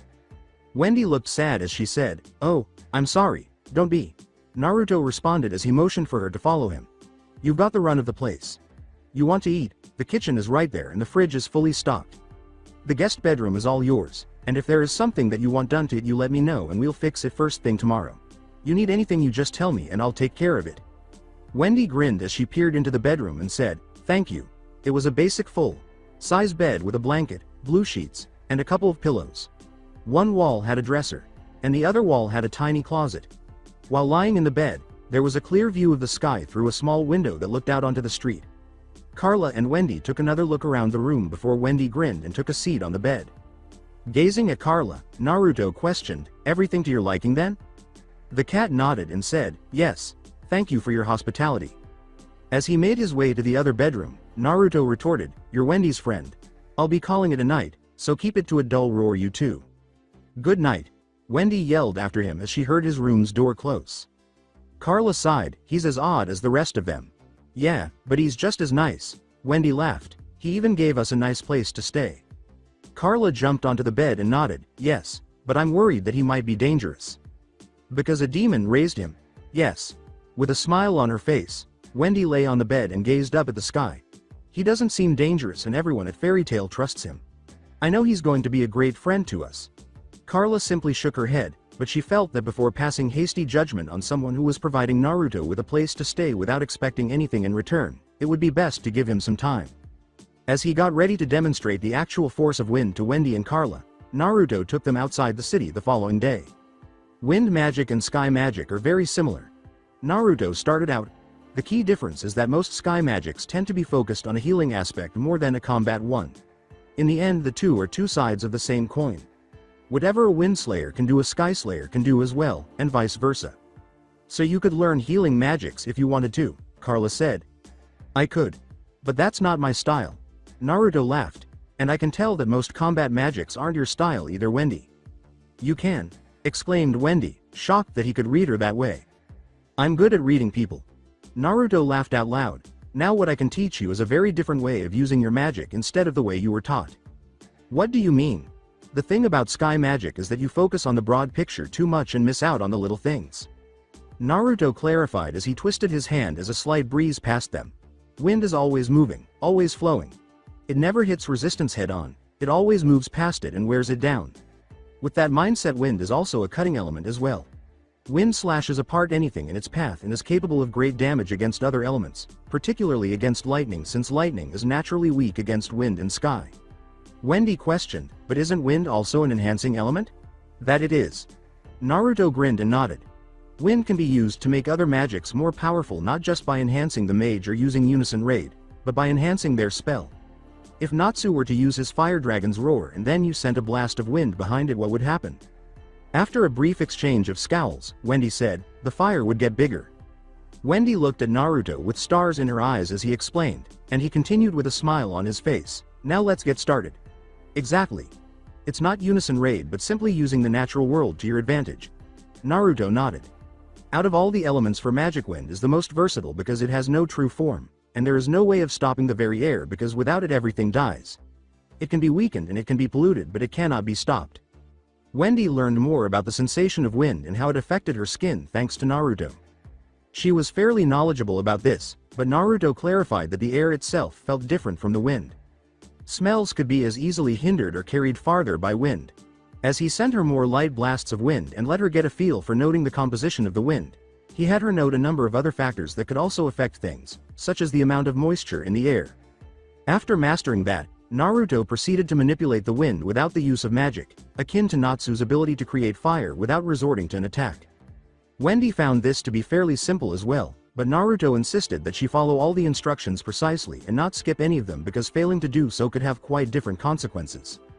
The third step was more challenging since he required her to begin forming various shapes for the wind using magic. Making a souled sphere of wind that could knock an enemy back was the first step. Next, a wind wall to halt an attack in its tracks, which is then shaped into a concave and then a convex shape to change the shield's effect. After she completed creating the different kinds of wind walls, Naruto nodded, causing the girl to pant with exhaustion. You're a quick study. Thanks, she said. I never knew I could make a shield like that. It's only as good as the person doing it and it's a basic wind exercise. Naruto laughed. I'm not surprised you didn't learn it. Wind is all about the details. The little things matter a lot more for what we do, and if we don't have it all accounted for we could accidentally mess up weather patterns for other areas because we pulled away a forming storm or pushed one into an area. Got to be careful with what you do with wind. It reaches a lot further than most people think it would. They made the decision to end the day there and headed to the guild hall, where Naruto was reviewing some information he had asked to be brought to the guild and Wendy was getting to know her fellow mages. Ursa said, doing research for something? Not quite. Looking for someone. Naruto replied, my godfather Jiraiya. Ursa exclaimed, Jiraiya? The legendary sage Jiraiya? Yeah, the guy who trained some of the most famous mages from 100 years ago. He taught my biological father and was named my godfather. Naruto replied, he was a good man, though I only knew him for a few years. Why so little? A whole lot of reasons, but mostly my ceiling chewed up the rest of the time we would have had together. Naruto smiled sadly. All I'm trying to do is find out where he's buried, or his last sightings so I can find out what happened to him. To pay your respects. Yeah. Or avenge him. Naruto breathed deeply. He left a letter for me at my cottage outside of the city. Said he was looking into something that we were sure was finished. He claimed to have found new evidence on the matter that said we either got duped or the son of a bitch managed to live through what we did to him. You killed? I lost track of the body count years ago. Naruto said darkly. But yeah, we did try and kill this bastard. He's a dark mage. As bad as they get. Only a handful that can trump him in that regard if I'm being fair. Jiraiya recruited me to help him after he learned I was still alive, and after we bonded a bit he asked me to help find him.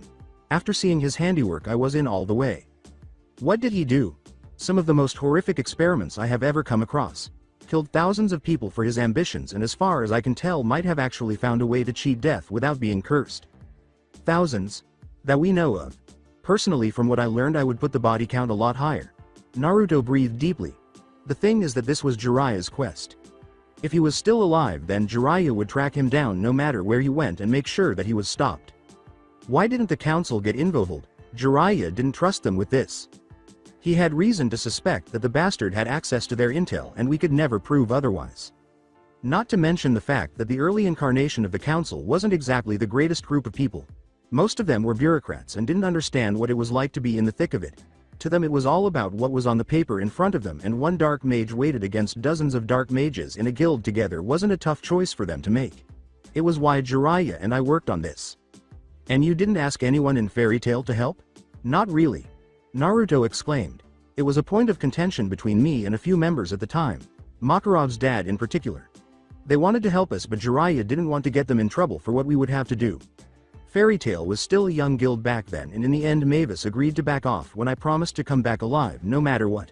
I never break a promise, especially to Mavis. Ursa inquired, you and the first were close? With a start? Yeah. She was one of the first humans I ever met. Naruto laughed, she kicked my ass. She did? Looking back at the information, Naruto grinned and nodded, saying, oh yeah. It was legendary.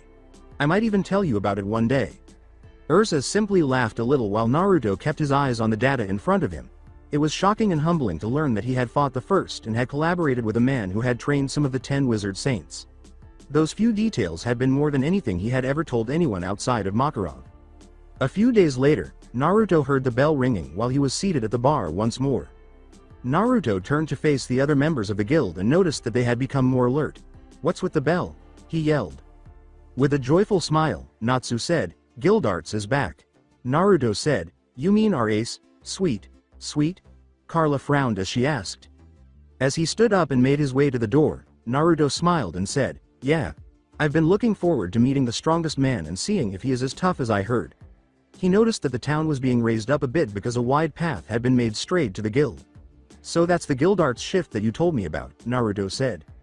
As the guild began to calm down a little in anticipation, Makarov nodded and said, indeed. I'm surprised he's back so soon. Naruto laughed as the man approached the guild and Mira greeted him, saying, well, we can ask him why in a bit. When Guild Arts recognized the Mira from 3 years prior, Natsu charged at him for a brawl before becoming embedded in the ceiling. Damn. Naruto grinned and laughed. To get the man's attention, Makarov yelled, Guild Arts. How was the quest? After a brief chuckle, Guild Arts told them that he had also failed. He apologized, was told it wasn't a big deal, and then walked out through a wall he had destroyed, telling Natsu to meet him at his house. Naruto smiled and said, so that was our ace, I like him. Lucy yelled, you barely saw him. So? Inquired Naruto, who was truly perplexed. Naruto had warned the members that a storm was approaching and that the wind was too wet, so they spent the majority of the rest of the day indoors. Naruto experienced a strange feeling of dread as they waited inside, as if a terrible thing was going to happen and there was nothing he could do to prevent it. Naruto sensed when the sky opened and a magic struck the town, but it happened too quickly for any meaningful evasive action to be taken.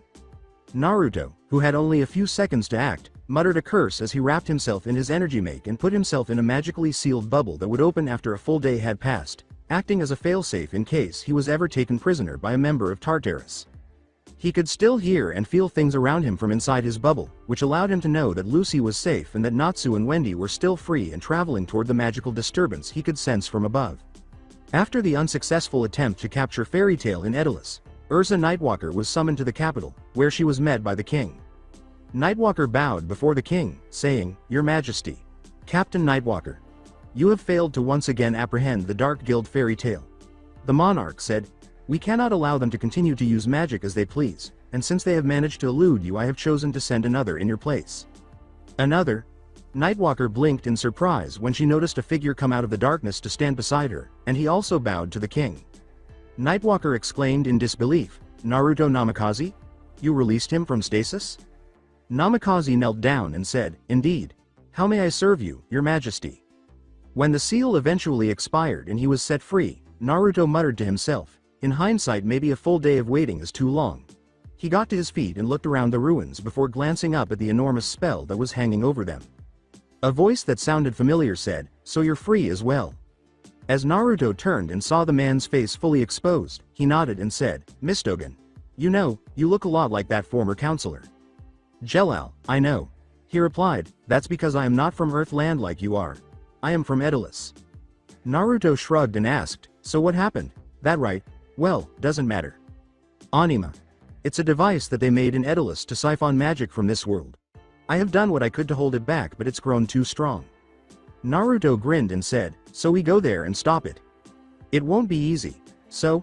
Mistogen laughed as Naruto raised an eyebrow in question. Mistogen tossed Naruto a pill and said, Very well. Take this. This will allow you to use your magic when you get up there, but be careful. I fear that our two worlds may share a certain symmetry. Naruto frowned and said, So what, there's going to be another me? With fear in his eyes, Mistogen said, Yes, and if he is awake I can only advise you to run. He is a monster unlike anything you have ever faced. I was raised by a demon. Let's see what this other me has to offer to that. Naruto grumbled, Need a lift? He nodded and said, "It would make things easier." The wind began to intensify into a deafening gale with a wave of his arm, solidified beneath both men, and carried them up into Anima and then into Daedalus. The landing wasn't as hard as some of Naruto's previous experiences, but after he stabilized himself, he sniffed the air a few times and noticed that there was more magic coming from one direction. Naruto nodded as he began his run, saying, "Since magic seems to be a hot commodity in this world, it's a good bet that way will lead me to the others." Naruto Namikaze was standing on his airship in the town of Sika, looking down at the town with a sense of something intriguing. He always enjoyed the opportunity to crush anyone he thought posed a threat to the royal family and their goals, and he was never one to question his instincts when a fight was about to start. 3 individuals were hurrying toward his ship, probably with the intention of commandeering it, and a moment later he saw what he was searching for. With his twin magical artifacts activating, Namikaze yelled, "Stand down, men. I'll kill them myself." "Naruto!" cried Wendy hopefully. Namikaze smiled as he removed his blood-red cloak to fully display his weapons, saying, "So you know my name then? I am indeed Naruto Namikaze, the king's personal demon." His entire upper back was occupied by the magical system, which then extended down both of his arms, covering them with green and black metal. The metal ended with 5 claws that would extend to cover his fingers, transforming them into actual claws, while a raised section halfway down each forearm appeared to be intended to shoot something out of it. As she got ready to call forth Loke, Lucy remarked, "This is the Daedalus version of him." Namikaze blinked and then grinned, saying, "Daedalus version? Oh, so you must be from Earthland. How very interesting indeed. Tell me, is the me from that world strong too?" "More powerful than you," exclaimed Natsu. "How intriguing. I do hope he wasn't caught up in Anima, or that would be such a disappointment. A might foe being turned into our infinite magic," said Namikaze. "Well, it matters little. Go ahead, girlie. Use some of that magic you Earthlanders are so proud of. Show me what you can really do." Lucy thrust out the key and yelled, "You asked for it then.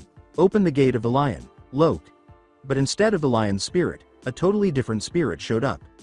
"Virgo!" exclaimed Lucy. As the claws sank into position, Namikaze laughed and said, "Oh well. Let me hear you scream a bit before you die. It seems like you were going to be a disappointment." With his clawed right hand, he lunged forward and swung it at Virgo, who jumped back to avoid the slash before she realized how dangerous it was, leaving slash marks on her before she vanished back into the celestial spirit world. "What happened?" shocked Wendy. Carla frowned in concern as she said, "It was his claws, they reached her somehow." "Very observant little exceed." Namikaze laughed. "These weapons were given to me by the king himself. With these weapons I can kill anyone that gets in our way." As Namikaze began to move forward once more, Lucy exclaimed in terror, "This is bad." He halted and leapt backwards before taking more than a few dozen steps, dodging a magic car that had suddenly come into view. "Get in and hurry up," the driver yelled. Namikaze roared, "You won't get away from me, fairy tale scum," before he began to slash at the car. Namikaze was about to do so when the door was kicked open, landing him squarely in the face. This knocked him back long enough for the Earthlanders to get inside and leave. One of the soldiers yelled, "Sir, shall we pursue?" "No." Namikaze burst into tears. "No, that vehicle likely belongs to those scum's fastest driver. Nothing we have will catch him. Let them go for now. Besides, there is the much more interesting question." "What question, sir?" "Why are 2 Exceed leading 3 Earthlanders towards the capital?" Namikaze laughed. "This day is getting interesting after all." When Naruto eventually arrived at his destination, he let out a sigh. After a full day of travel, he was standing with a view of the capital city, and his nose was warning him that things had gotten worse. In addition to noticing the scent of Gray and Urza, he could smell Natsu, Lucy, and Wendy somewhere in the city. He scowled as he entered the city, flexing his fingers frequently to aim a blast of wind at anyone who stood in his way. When a little breeze carried the scent of Happy and Carla to Naruto, he stopped a short distance from the castle and looked up at the sky. When Naruto looked up at the sky and saw them, he muttered, "Now where are you little guys?" He also saw Lucy being carried by Happy. "Ah. So if you were saving her, that means that the others were captured too." Naruto inhaled deeply and concentrated his senses, realizing that more enemies were coming and that it was time to take action because he could see the Exceed army coming. As he leapt to where Lucy and the 2 cats were, Naruto yelled, "Wind Demon's Rage," and sent the army of Exceed flying in confusion. "Look at you guys, always getting into trouble without me. I'm starting to think you don't like having me around." "Naruto!" Lucy cried out. Naruto smiled and said, "The one and only demon of fairy tale. Let's reap a little fear, shall we?" Wind Demon's severing claws. He swung his arms forward, and the wind magic created the wind blades that caused the Exceed to fall back. Carla yelled, "We know where Wendy and Natsu are. Come on." As he released another blast of wind, Naruto grinned ferociously and said, "Go then, I'll buy you all the time you need." When Naruto stopped, he nodded to the two Exceed and Lucy, who were flying off in the direction of one of the towers. He looked up at the sky and noticed an airship approaching on the wind, and he could smell a scent that was almost identical to his own.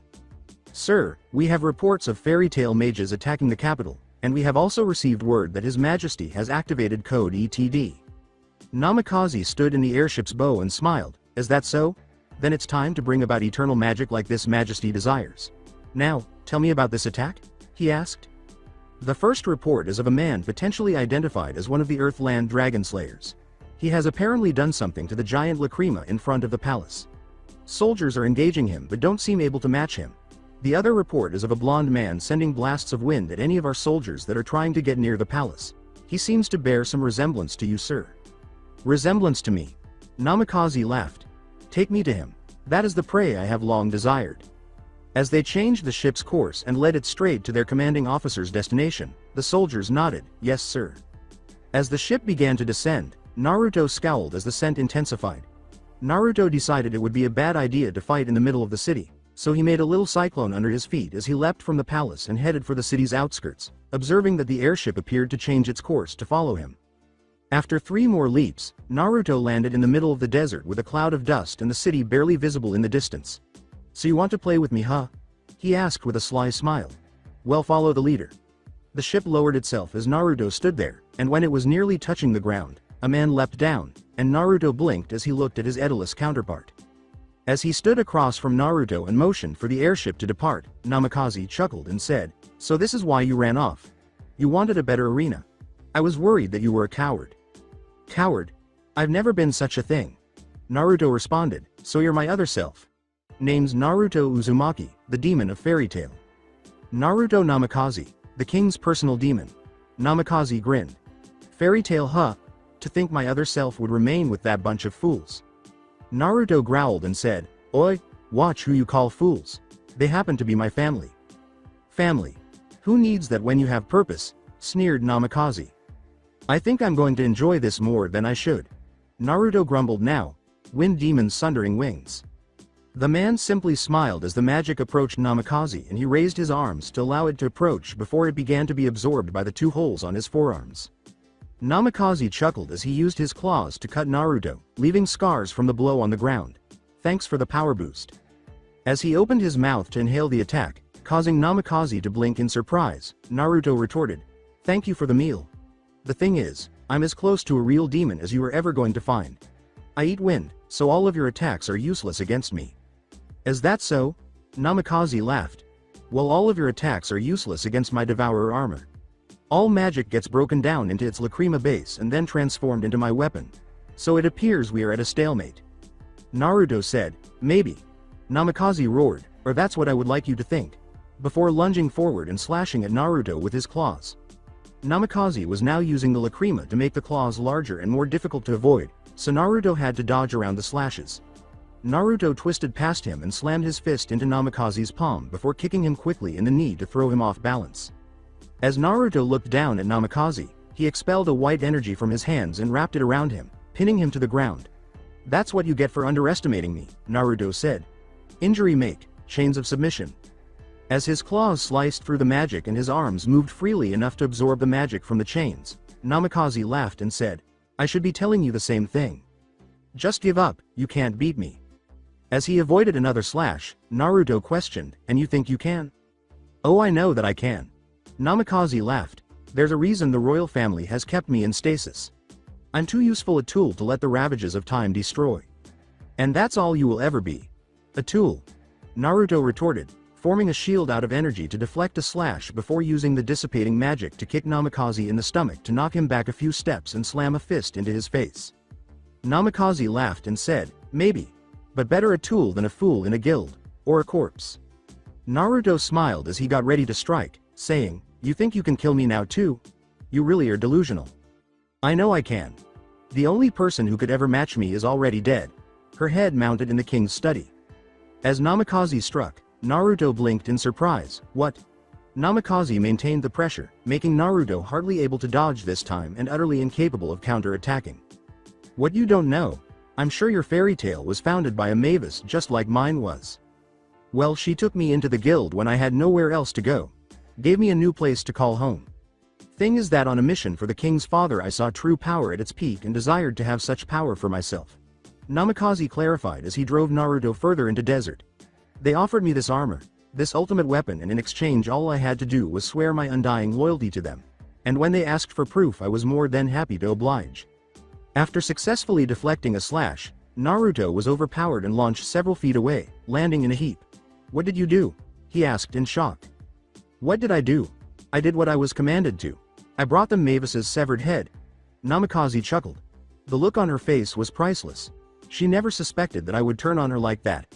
That I would live up to my demon monk-ear. Time seemed to stop as Naruto rose slowly, his rage growing as quickly as his magical power.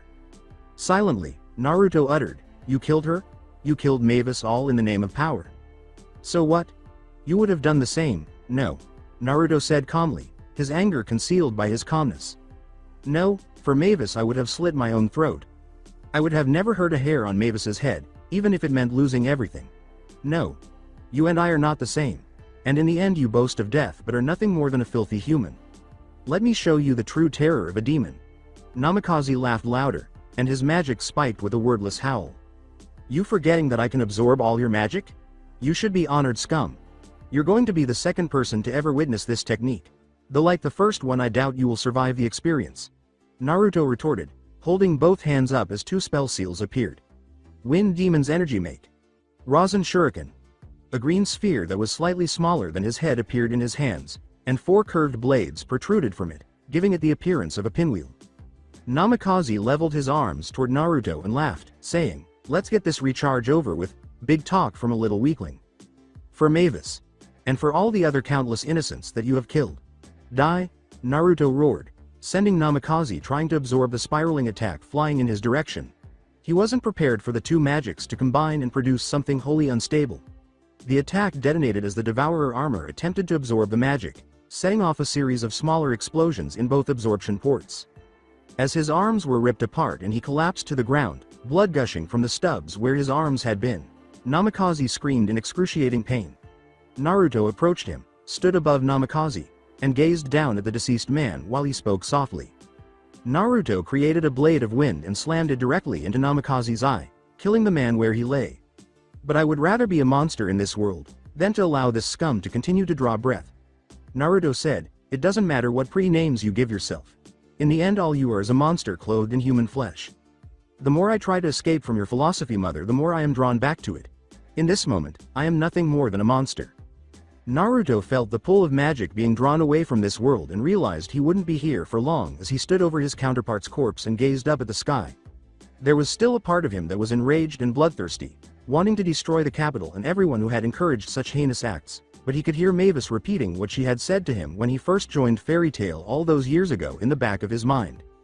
Demons don't cry, not even from happiness. So you have to be a human, and humans know how to show mercy, even to those that don't deserve it sometimes. You're right, Mavis. Naruto breathed a sigh of relief as he let them live in a world without their precious magic. I won't dirty my hands any further than this. I've avenged the Mavis of this world and that is enough. He launched himself into the air, concentrating on the wind, going up towards Anima as it opened completely and dragged all of the magic with it. He landed soundlessly on the edge of the wooded area where the entire guild was dumped, along the entire Exceed country. Naruto kept his distance and listened quietly as the Exceed described the eggs they had sent to Earthland before heading out to find the other eggs. One of them, Panther Lily, who had served as Mistogen's guardian, remained behind and wanted to join the guild he had been a part of, which now included bringing forward a girl named Lisanna. He sat on the edge of the group and listened to her story in silence before he laughed and caught their attention. He grinned and said, "You better hurry to the cathedral because you know that your siblings are waiting." After blinking at this, she grinned and fled, followed by Natsu, Happy, Lucy, Gray, and Urza. Naruto continued to laugh as he made his way to the city, allowing his mind to ignore the awful thoughts of his former self. As things returned to Fairy Tail as closely as possible to normal, a few days went by in silence. Mira and Elfman were much happier now that Lisanna was back.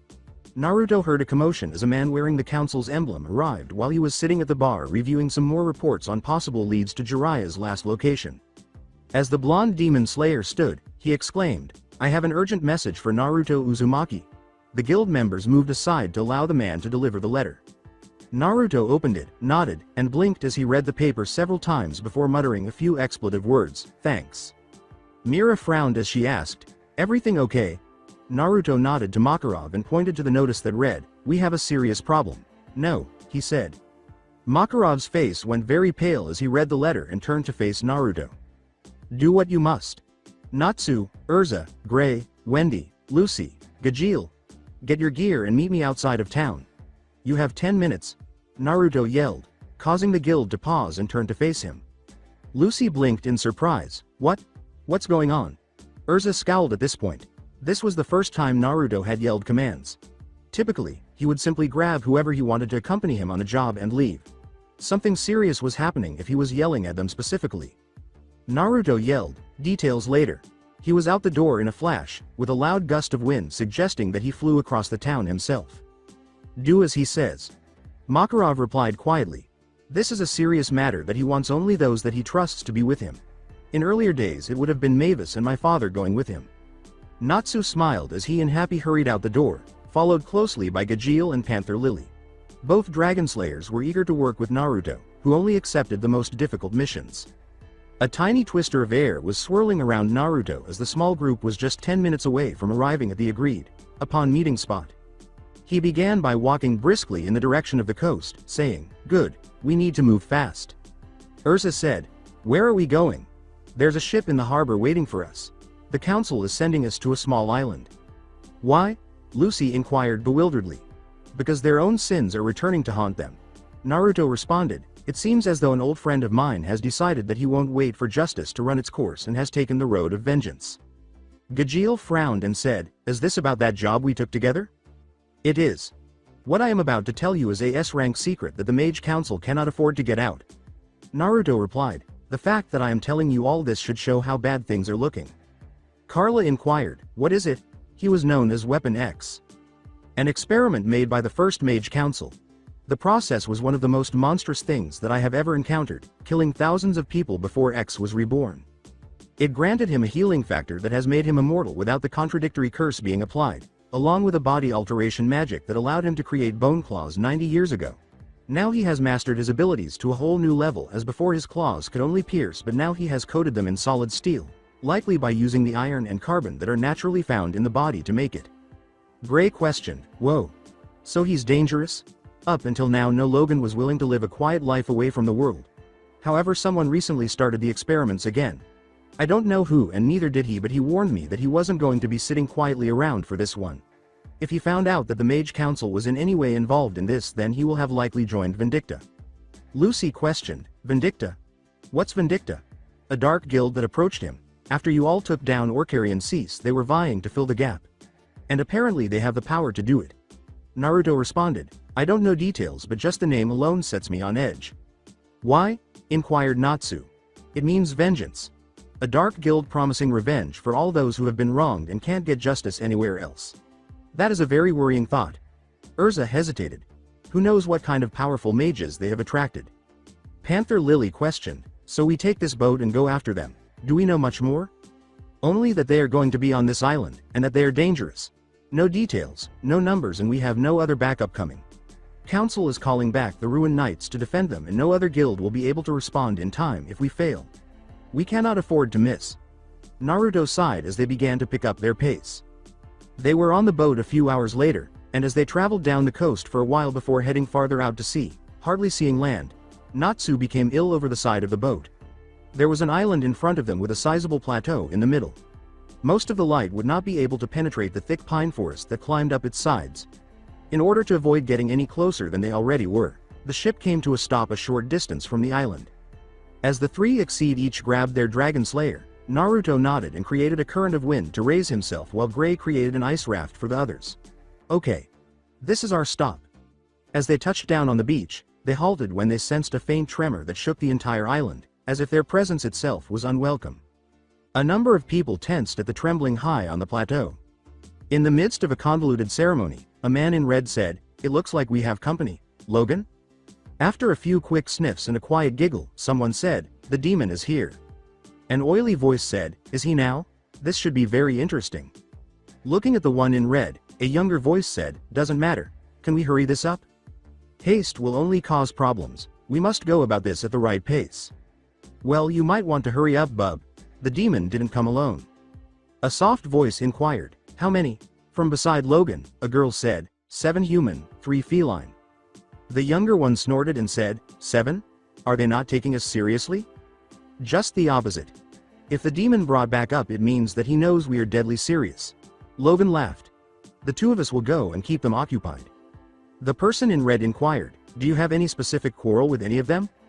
"No, the demon did right by me as best he could," Logan replied.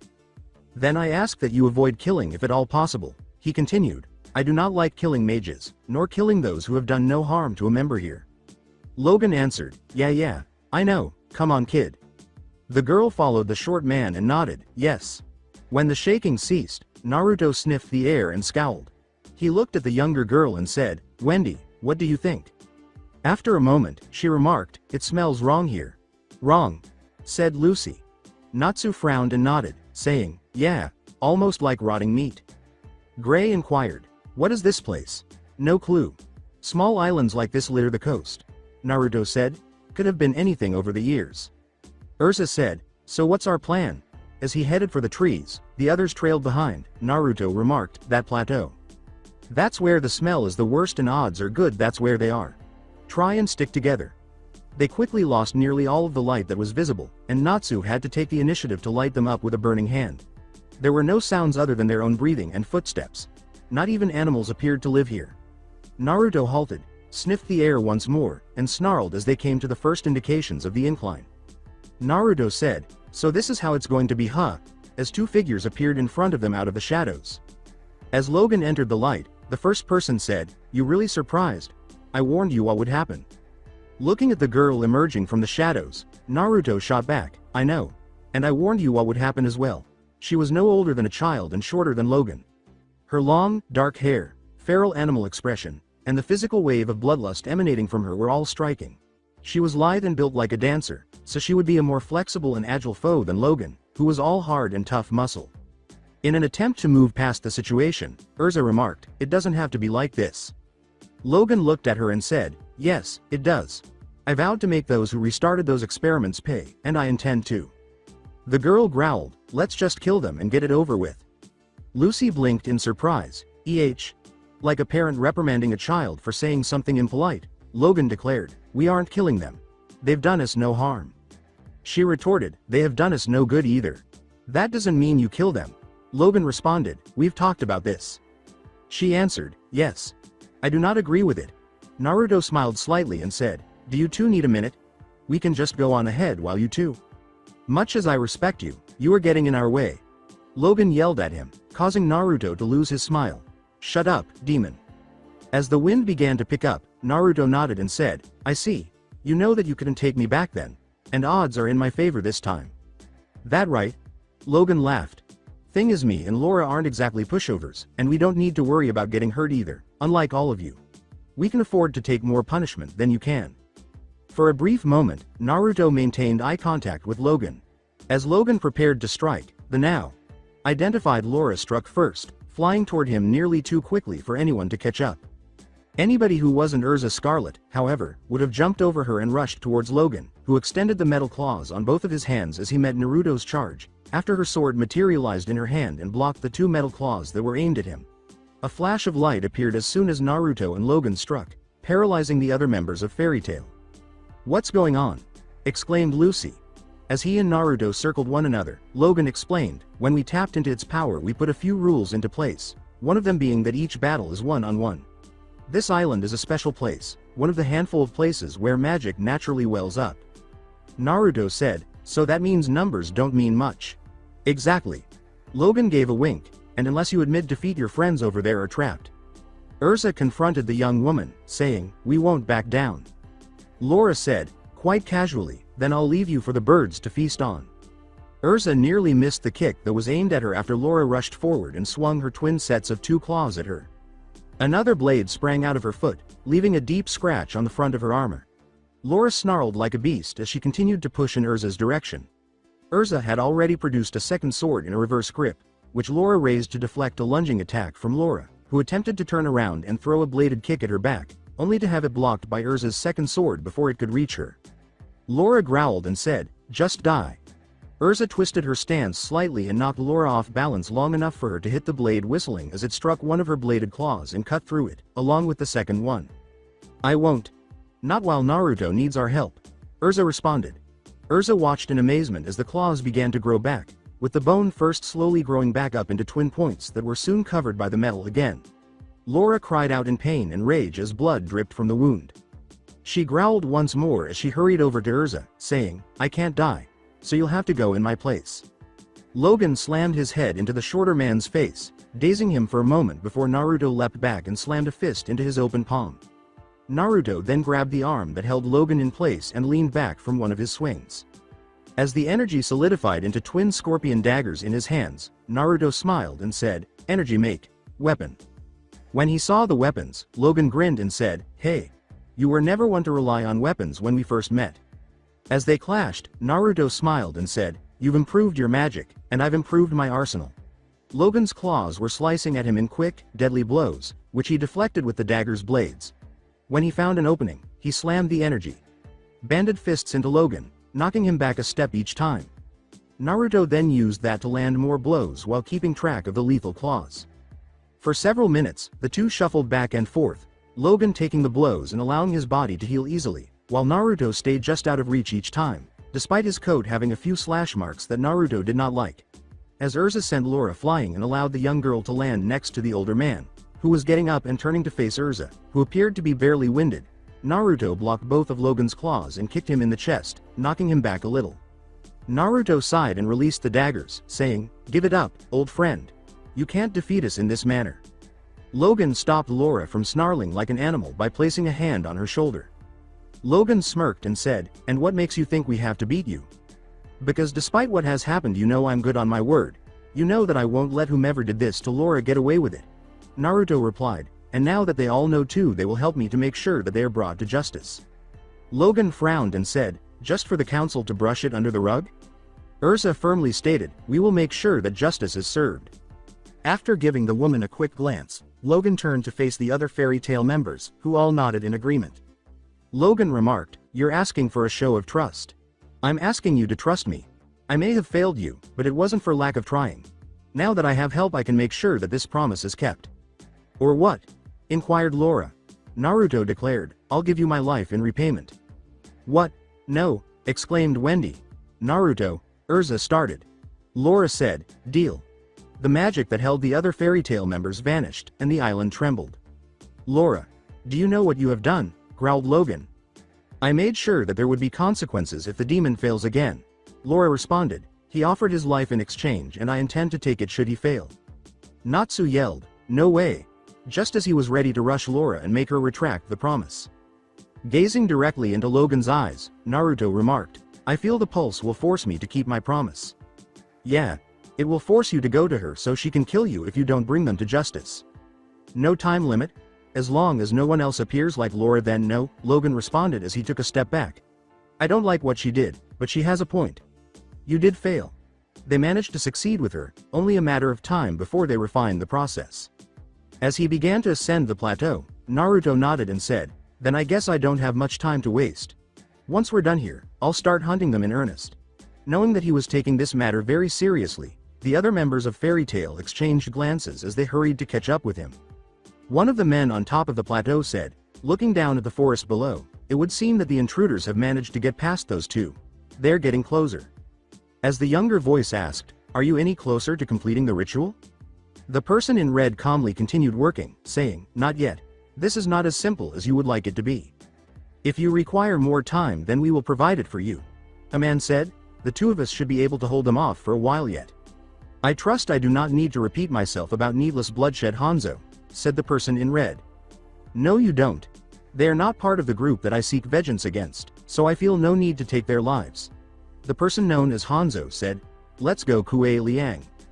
The man named Kuei Liang simply shrugged, and then he and his colleague descended the stairs to stop the invaders from their island. As they attempted to follow the hardly discernible game trail, Lucy questioned, "Are we almost out of the forest yet?" Naruto answered, "Getting closer, but that doesn't mean much." Carla frowned and asked, "Why's that?" "Because getting up that plateau isn't going to be simple.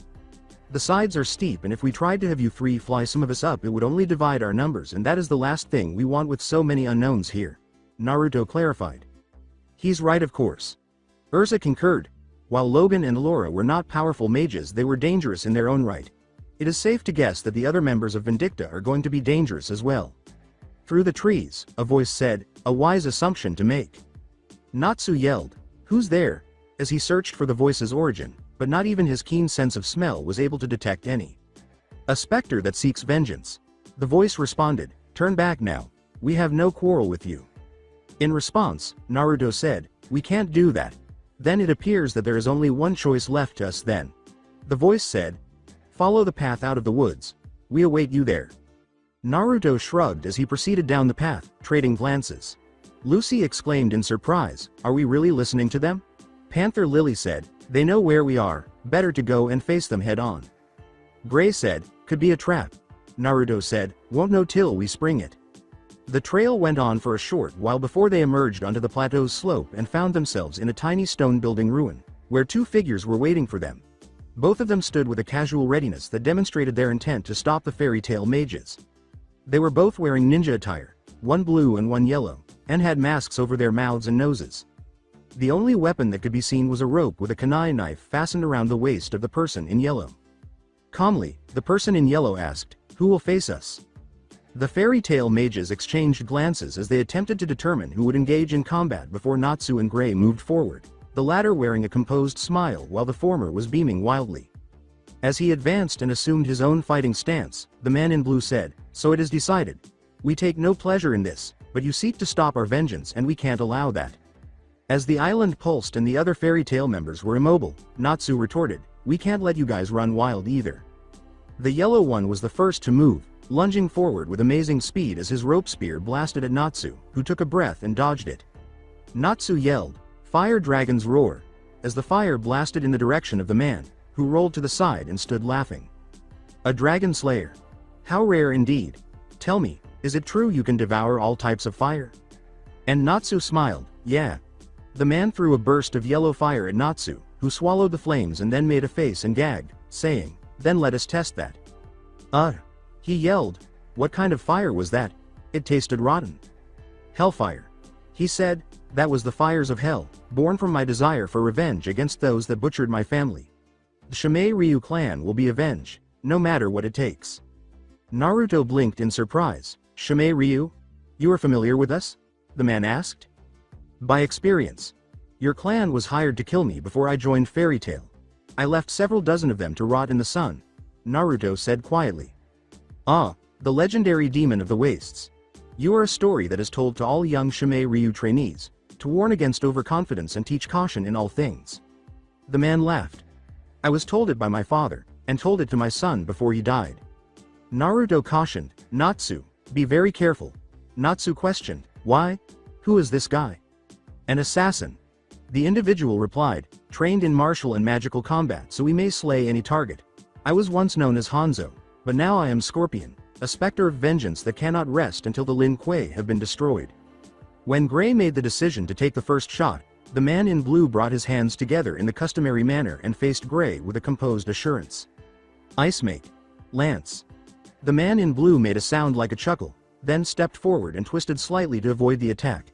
He then slid, shocking Gray by knocking him off his feet and sending him flying upward to continue the attack. Several lances of ice flew from his hands. When he brought his hands together once more to form a shield that stopped the attack and enabled him to launch his counterattack, Gray's reaction time was quicker than the follow-ups. The air around Gray's hand froze as a sword formed to block his next blow, causing the younger mage to blink in surprise. "Ice make.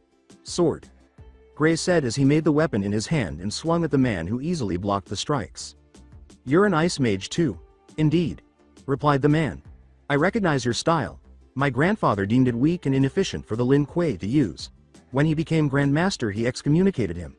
Him and his family, with their unborn child." So tell me, are you Enzo's grandchild? I don't know anyone by that name. The woman who taught me was named Enzo? Asked Gray, blinking in surprise. Yes, that would be the name that he would give his dog there. Tell me, is she strong? He inquired. She's gone. She gave her life to stop the demon Delaria. As he took off his mask and helmet and showed his face, the man nodded and said, stopping a demon. Impressive. He had black hair, and his jaw was hidden by a short beard. He had a scar on the right side of his face that extended through his eye without causing any harm to it. Allow me to introduce myself properly now. My name is Kuei Liang, a former member of the Lin Kuei clan. I am now referred to as Sub-Zero, and I will destroy my family for abandoning its honor and allowing itself to be led by the sorcerer Quan Kai. That is my vengeance and why Scorpion and I can stand side by side. Sub-Zero clarified. I wish to know the name of such a prominent wielder of ice. As he took off his shirt and maintained his ready stance with his blade still securely in his hand, Gray declared, Gray Fullbuster, I'm a member of Fairy Tail. Sub-Zero hurried in, his hands trailing frost as he swung his blade at Gray, saying, very well then Gray. Should you survive this encounter, seek me out. Teachings were versatile but crude compared to the efficient killing techniques that we developed. Allow me to demonstrate. Scorpion and Natsu had moved in close after demonstrating that fire would not be the decisive factor in their fight. The older of the two demonstrated his proficiency in close combat by blocking every blow Natsu attempted and landing his own with such efficiency that a lesser man would have been rendered incapacitated. However, the pink-haired mage only made him more agitated as he continued to fight. The mage dropped to a low spin kick as fire began to form around Natsu's legs, and Scorpion made an agitated sound as he grabbed one of his arms and attempted to twist him into an arm lock. Natsu yelled, Fire Dragon's Claw, as he kicked Scorpion, catching him in his own legs and sending the older man to the ground, where he quickly rolled to avoid Natsu's follow-up axe kick. As the hellfire started to spread down the rope, Scorpion stood there spinning his rope spear a few times, moving the weapon in a complicated pattern that made it a burning death trap for anyone who became overconfident. Fire Dragon's Swordhorn. Natsu yelled as he propelled himself forward in an attempted headbutt, and Scorpion just stepped forward before flipping over the pink-haired mage. His rope spear wrapped around Naruto's neck and then tightened, bringing the mage to his knees as his eyes widened in surprise. Natsu watched the weapon with a smile as he rushed forward, his entire body covering itself in fire. Scorpion tightened the rope and said, I will not ask for your forgiveness for this. I only ask that you accept your death and I will make it quick. Lucy, Happy, and Wendy all yelled in horror as Natsu made a gagging noise. Naruto silently said, his gaze fixed on Natsu's dragon, if you die here I will be very pissed. The rope snapped as his dragon fire consumed the hellfire, and Natsu appeared to pull inward as scale-like features started to form around him as his fires grew more intense. Natsu gasped as he rose to his feet, saying, You aren't going to win yet. You might be tough, but you're only fighting to get even with the people that hurt you. I'm fighting for my friends, my nakama. He stood tall now, staring down Scorpion, whose eyes changed from mild surprise to burning rage. Scorpion asked again, Your nakama? As hellfire erupted all around him, enveloping his entire body in its unsettling yellow light. You think that because of your guild that you are something more than what you are? I will show you that all are equal before me.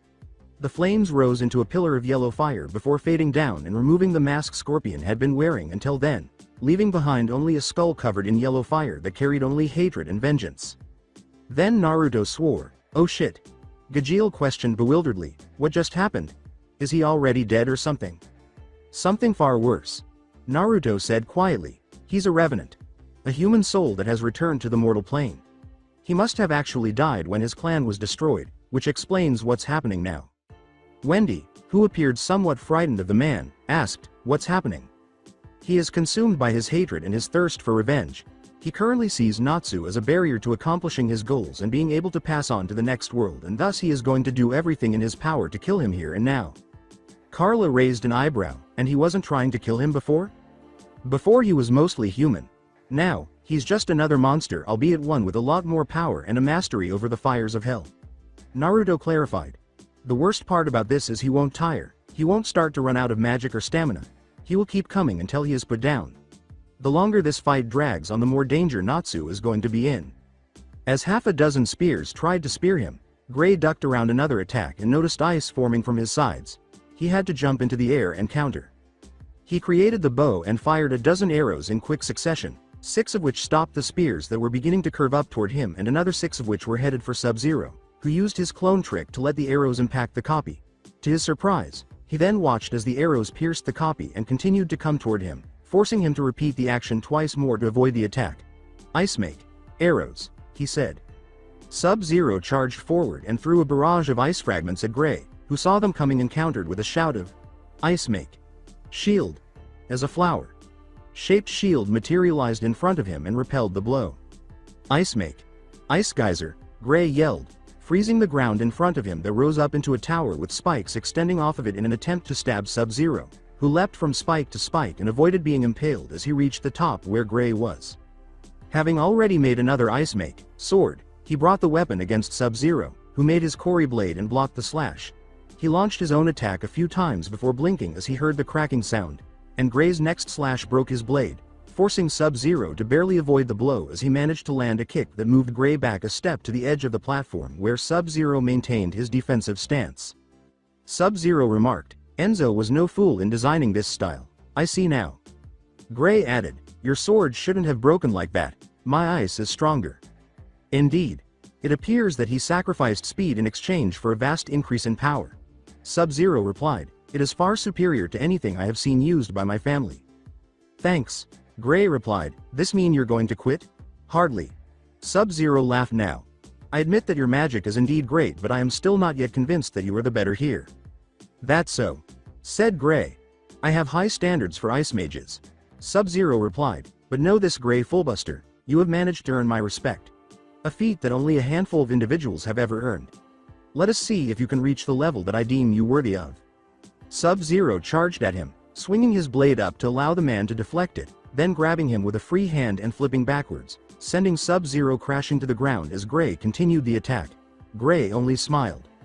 "Ice make cannon," Gray exclaimed as he produced the massive weapon and sent the enormous block of ice hurtling in Sub-Zero's direction. With only a moment to react, he managed to form a sheet of ice beneath himself and slide out of the way as Gray landed and fired again, forcing the blue-clad assassin to dodge and send several icicles flying toward Gray. He had to drop the cannon and avoid them as he moved closer to Sub-Zero, who matched him blow for blow. Then, with a smile on his lips as they clashed, the bloodlust that had been felt vanished, but both of them felt it intensify over where Scorpion was fighting Natsu, causing them to pause and glance at the pillar of yellow fire. With wide eyes, Sub-Zero declared, "Your friend is going to die." "What?" exclaimed Gray, startled. Sub-Zero declared confidently, "He has awakened Hell Scorpion. Nothing will stop him now." Gray stated unequivocally, "Nothing stops Salamander, not when his Nakama need him." "Hey, you don't know Natsu very well."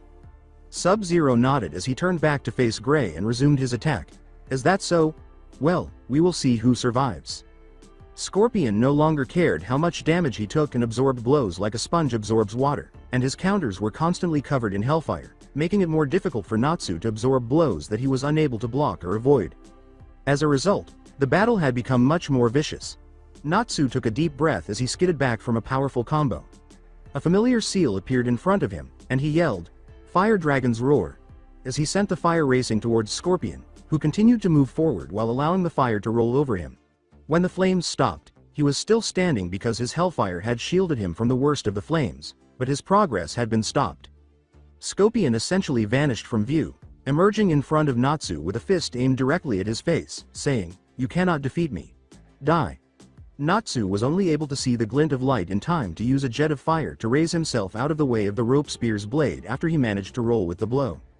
Natsu snarled and hurried forward, saying, "Fire Dragon's Iron Fist. And I told you, I won't lose." Although the shock only lasted a few seconds as the rope spear shot out and wrapped around Natsu's extended arm, the fire-coated fist slammed into Scorpion, whose skulljaw lowered slightly to show his surprise at the power of the blow as it sent him flying back a short distance. Scorpion yelled, "Get over here," and yanked Natsu forward, shocking the pink-haired mage as the revenant regained his footing and grabbed him by the throat before slamming him to the ground with a thunderous impact. He then lifted him up again, only to have Natsu slam a fiery fist into the side of the skull, knocking him off balance. Then, before he regained his bearing and used the rope spear to ensnare an incoming blow and slammed a foot into Natsu's stomach, but the Dragon Slayer stood there unflinching, his left arm burning brightly as it slammed into Scorpion's stomach. He was lifted off the ground as Natsu used his trapped right arm to pull him back repeatedly until he stopped and sent him and his rope spear flying into the ruins of another building. Scorpion exclaimed, "You are a fool." As he emerged from the building's ruins, he exclaimed, "Hellfire." The mage blinked as he leapt upward and began to inhale the flames, despite the sickened expression on his face, only pausing when the flames had completely gone out. Natsu only realized this was a diversion when Scorpion, once more moving too quickly for normal eyes to follow, appeared behind him and struck him in the back of the head, sending him flying before launching a barrage of hellfire at him that smashed into his back and caused the mage to cry out in shock as he got to his feet. Scorpion sneered, "And still you stand? You are growing tiresome." As his fires grew brighter, Natsu responded, "I'm not finished yet. I'm going to finish this with this next attack." "Is that so? Then show me this pitiful attack so I can lay you to rest." Natsu yelled, "Crimson Lotus! Fire Dragon's Fist!" as he quickly caught up to Scorpion and slammed into him with a powerful explosion that stunned the revenant assassin until he was launched into the air, where he began to inhale and swallow the flames that had been gushing off of Scorpion since he had shown his skull head. "Clever." Naruto chuckled. The attack was meant to stun him long enough for Natsu to remove his source of power. The revenant cried out in agony and rage as the flames went out and he vanished as well, leaving only his echoing cries, confirming Naruto's observation that Natsu was indeed depleting Scorpion of his power. As his ice make, battle axe crashed through Sub-Zero's ice wall, Gray said, "Looks like Natsu won." However, not before the assassin had used the wall to flip past Gray and take his back. Sub-Zero disarmed Gray and said, "Perhaps, but you should be more concerned with our battle." Gray blocked the follow up kick and slammed a fist into Sub-Zero's face, knocking him back a step. "That right? 'Cause from where I'm standing this battle is over." With a smile, Sub-Zero said, "Oh really now?" Gray smiled, "Yeah. Ice make. Knuckle." As the enormous fist soared up beneath Sub-Zero, who used the blow to launch his counterattack and lift himself into the air. Sub-Zero then brought a new Kori blade into his hands and somersaulted to increase the strike's power, causing it to crash down on Gray and slash through him before he could finish his next spell. Sub-Zero looked up at Gray's body and saw ice on the ground, sighing, "Foolish." Gray exclaimed, "My thoughts exactly, Ice make. King Ner," as the ice spear struck Sub-Zero, trapping him in ice. The elder ice mage saw that the switch had occurred just as he had made the knuckle to raise him up, and he looked down to make sure it wouldn't continue to pursue him. As a result, he looked away from Gray, who had used an ice clone to keep him focused while the real him had managed to move behind him and launch his counter, as well as trapping him inside the ice. The paralysis that had gripped the other members of Fairy Tail was lifted as soon as Sub-Zero was trapped, and they were once again on their way with heartfelt applause. Sub-Zero broke the ice containing him with a laugh as he looked toward the burned half of the battlefield after the Fairy Tail mages had vanished from view. With his mask back on, Scorpion emerged in a puff of smoke and hellfire. "You were defeated as well?" Scorpion inquired, startled. Sub-Zero freely acknowledged, "Gray Fullbuster was a more clever foe than I gave him credit for. As was the Dragon Slayer that I fought." Scorpion replied, "Bested by two young men who should have fallen to us like wheat to a scythe. We must have gotten soft." The Revenant laughed when Sub-Zero countered, "Perhaps, or perhaps they are simply the next generation ready to outpace us. That amuses you?" "It is the first time I have tasted defeat in such a long time. I forgot how it feels to have something to strive for other than revenge. It is refreshing," replied Scorpion. "So what now?" As Scorpion gazed up at the plateau, he said, "We wait and see. If he is successful, then our vengeance will be complete, and if the mages of Fairy Tail should succeed, we will simply seek it another way. Let us see what they can do." The man by the edge laughed and said, "And another battle lost. They are powerful foes indeed." One woman said, "It doesn't matter, they are slowing." The young person snorted, "Perhaps, but not nearly enough. Then go forth and delay them." The red-suited man responded, "I leave it up to the rest of you to decide how to handle the matter." The group glanced at each other a couple of times before the woman got up and headed for the stairs. She walked away, saying, "I'll play with them for a time." A moment later, the one closest to the edge followed. The greasy-voiced man asked, "Where are you going?" "To observe." His response was, "Unless you have a problem with that snake?" He laughed and said, "None at all. I was simply asking a question." He simply said, "Keep them to yourself then," and left after the woman. Slowly, the Fairy Tail mages ascended the path that had led out of the village, circling the plateau as it rose higher. Throughout their walk, the group remained silent, all of them on edge from what they had witnessed thus far and unsure of who would next block their path or why. They soon came to a stop in a tiny courtyard with a person standing beside a fountain that had been positioned there. The woman turned away from the reflection to face them, and Gajeel frowned and asked, "Who are you?" With her emerald green eyes and long, dark hair, she was a stunning woman. From what they could see of her legs, she was wearing leather dueling pants underneath her crimson and sable dress. She exuded a poise and confidence that only nobles could display, and a thin sword of brightly polished steel was fastened to a dark leather belt at her waist. She looked at the group and reprimanded them, saying, "It is rude to demand the name of a person without offering your own in turn." "Perhaps, but since you are likely here to try and stop us, you can understand our lack of courtesy," said Naruto.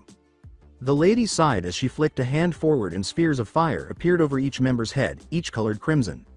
"Since you wish to be difficult, I will make the choice for you." One by one, the spheres started blinking out of existence until only one remained, and a blast of wind pushed Lucy forward and the rest were suddenly paralyzed. "I suppose you have a point," she thought, tapping a long, delicate looking finger on her lip before smiling. "Very well, after one of you steps forward I will introduce myself." Urza yelled, "No, we didn't agree to fight." "Oh, by now it is very obvious that you are our enemies," she responded, "and since none of you were committing I had to take matters into my own hands. After all, we are allowed to decide who we want to fight, and I picked you, little girl." With as much resolve as she could muster, Lucy declared, "I'm not a little girl. My name is Lucy Heartfilia, a fairy tale mage." Invidia grinned, but it wasn't a nice one. "That is precious." "Very well then, my name is Invidia Aquitaine." Urza tried to move and yelled, "No," once more. "Know her?" inquired Naruto. "She's a wanted criminal for the murder of her husband and the attempted murders of the rest of the line of succession for the throne of Fury."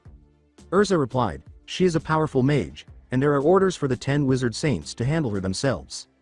Panther Lily questioned, "What kind of magic could she use?" "A large variety." Urza replied, "She specialized in many different schools of magic." "It is good to know that my name is still renowned to this day," Invidia said with a grin. "And it is very obvious that you are not going to be able to beat me, what with all that trembling you were showing. So I'll make you a deal. If you can manage to land even a single blow upon me, I will let you all pass." Wendy whispered, "This feels like a trap." With an equally anxious expression, Gray questioned, "Can she do it?" "She can," calmly replied Naruto. "I believe in her. I wouldn't have asked her to come with me if I didn't have faith in her." Natsu chuckled, "Yeah, Lucy is going to crush you." As she reached for the first key and let her magic loose, Lucy exhaled, sensing her friend's trust in her.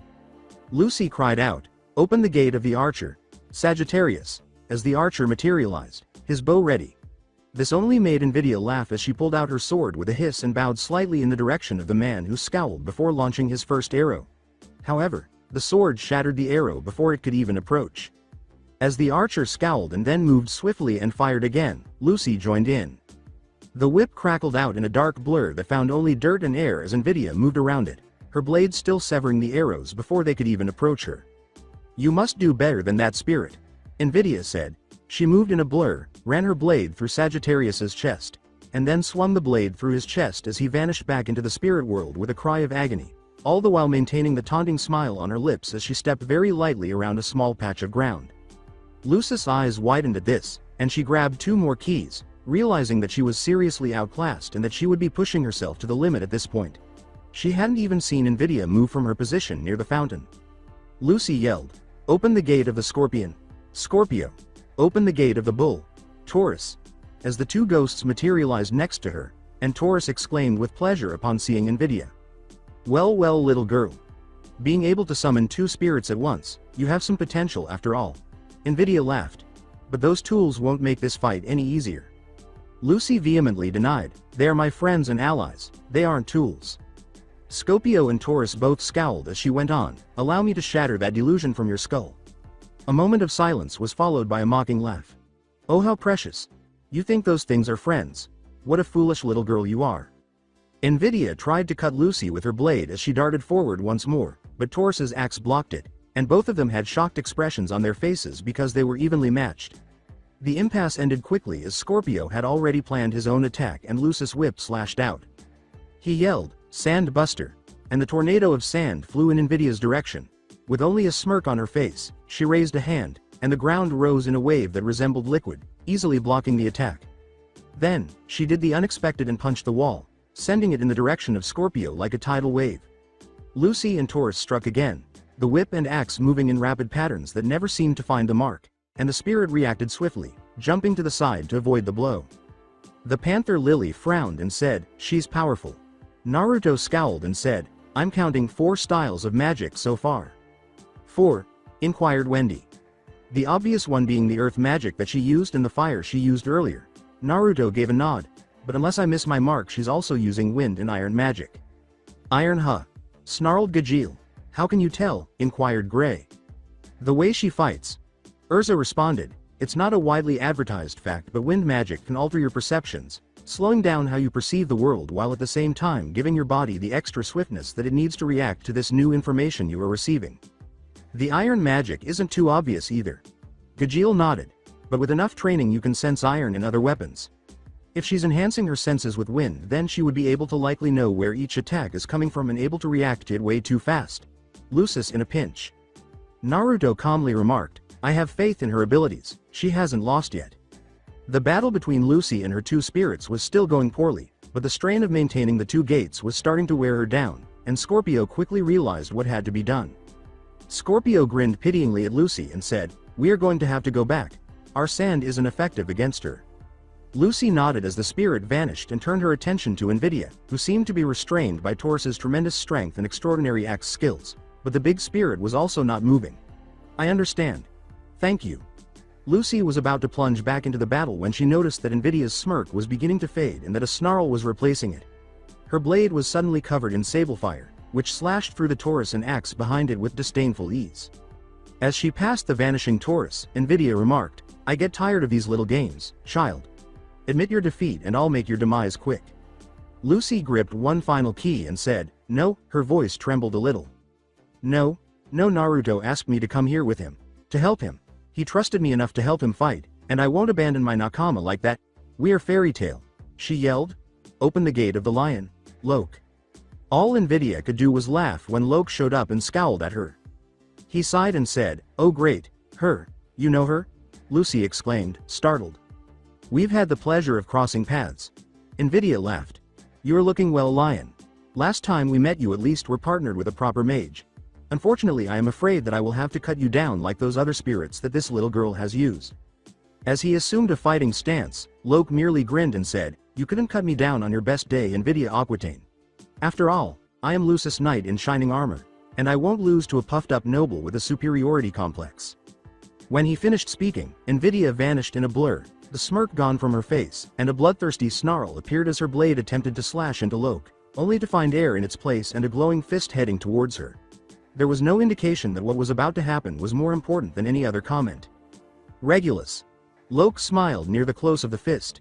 It appeared that Invidia had finished playing games because she caught the blow with her free hand and was ready to cut him when Lucis' whip caught the blade and held it in place. Go. She yelled at Loke, who gave her a single nod while his other fist started to glow. Loke yelled, Regulus impact, as his right fist struck Invidia, knocking her backward but leaving her upright. Natsu exclaimed, yes. They did it. Both Naruto and Urza remained silent as they gazed at the fallen noblewoman, who was now shaking with rage. You think it's over? With only that one little blow? She inquired. A gust of wind sent Lucy and Loke flying back a few steps before they regained their balance and noticed that her sword was burning again.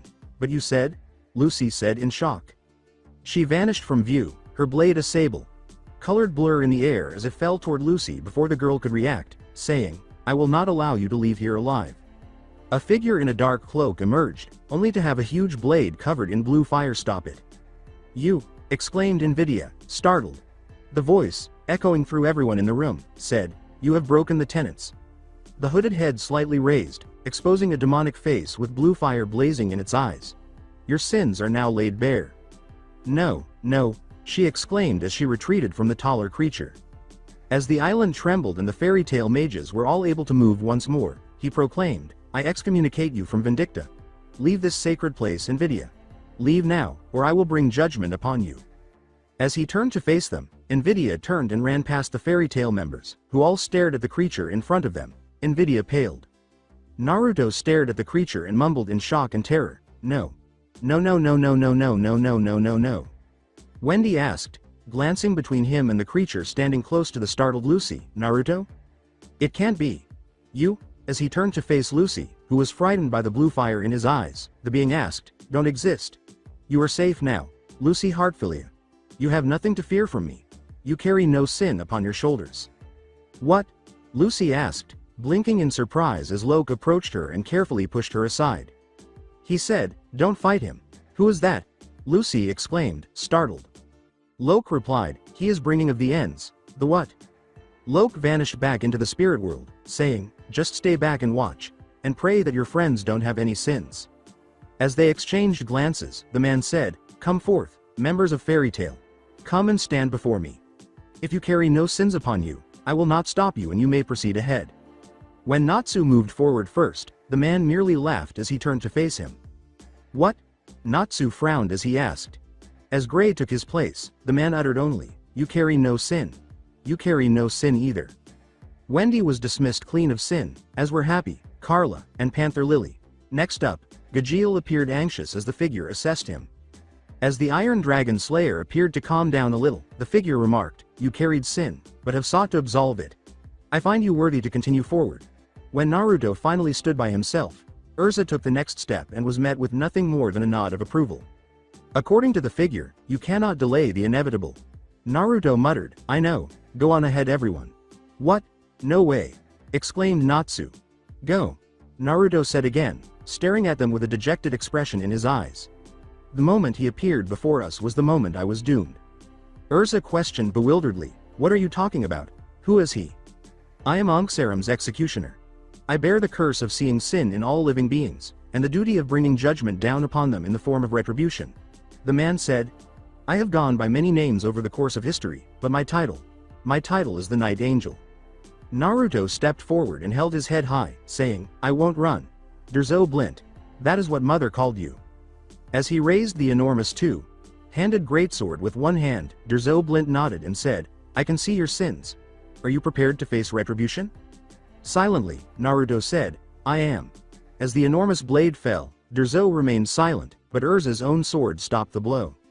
"No, I won't allow you to kill him," Urza yelled, "and I won't let you throw away your life." Naruto yelled, "Urza no," as he attempted to move and discovered that Urza had just used the island's magic. Derzo tilted his head and said, "You would fight for him? Even though he is steeped in sin?" Urza was getting ready to fight when she said, "Naruto is one of our Nakama. I won't let you kill him just because you think he is a sinner." "Think? You don't even know what he has done to you?" Derzo laughed. "Do you know nothing about that demon?" Urza questioned, "What are you talking about?" Derzo Blint yelled, "Well, go on demon. Tell them your sins. Let your Nakama know just exactly what kind of monster you really are." As Naruto glanced down at his feet before looking up, overwhelmed by the other fairy tale mage's intense stares. That's it for today. I hope you guys enjoyed this great story. See you in the next one.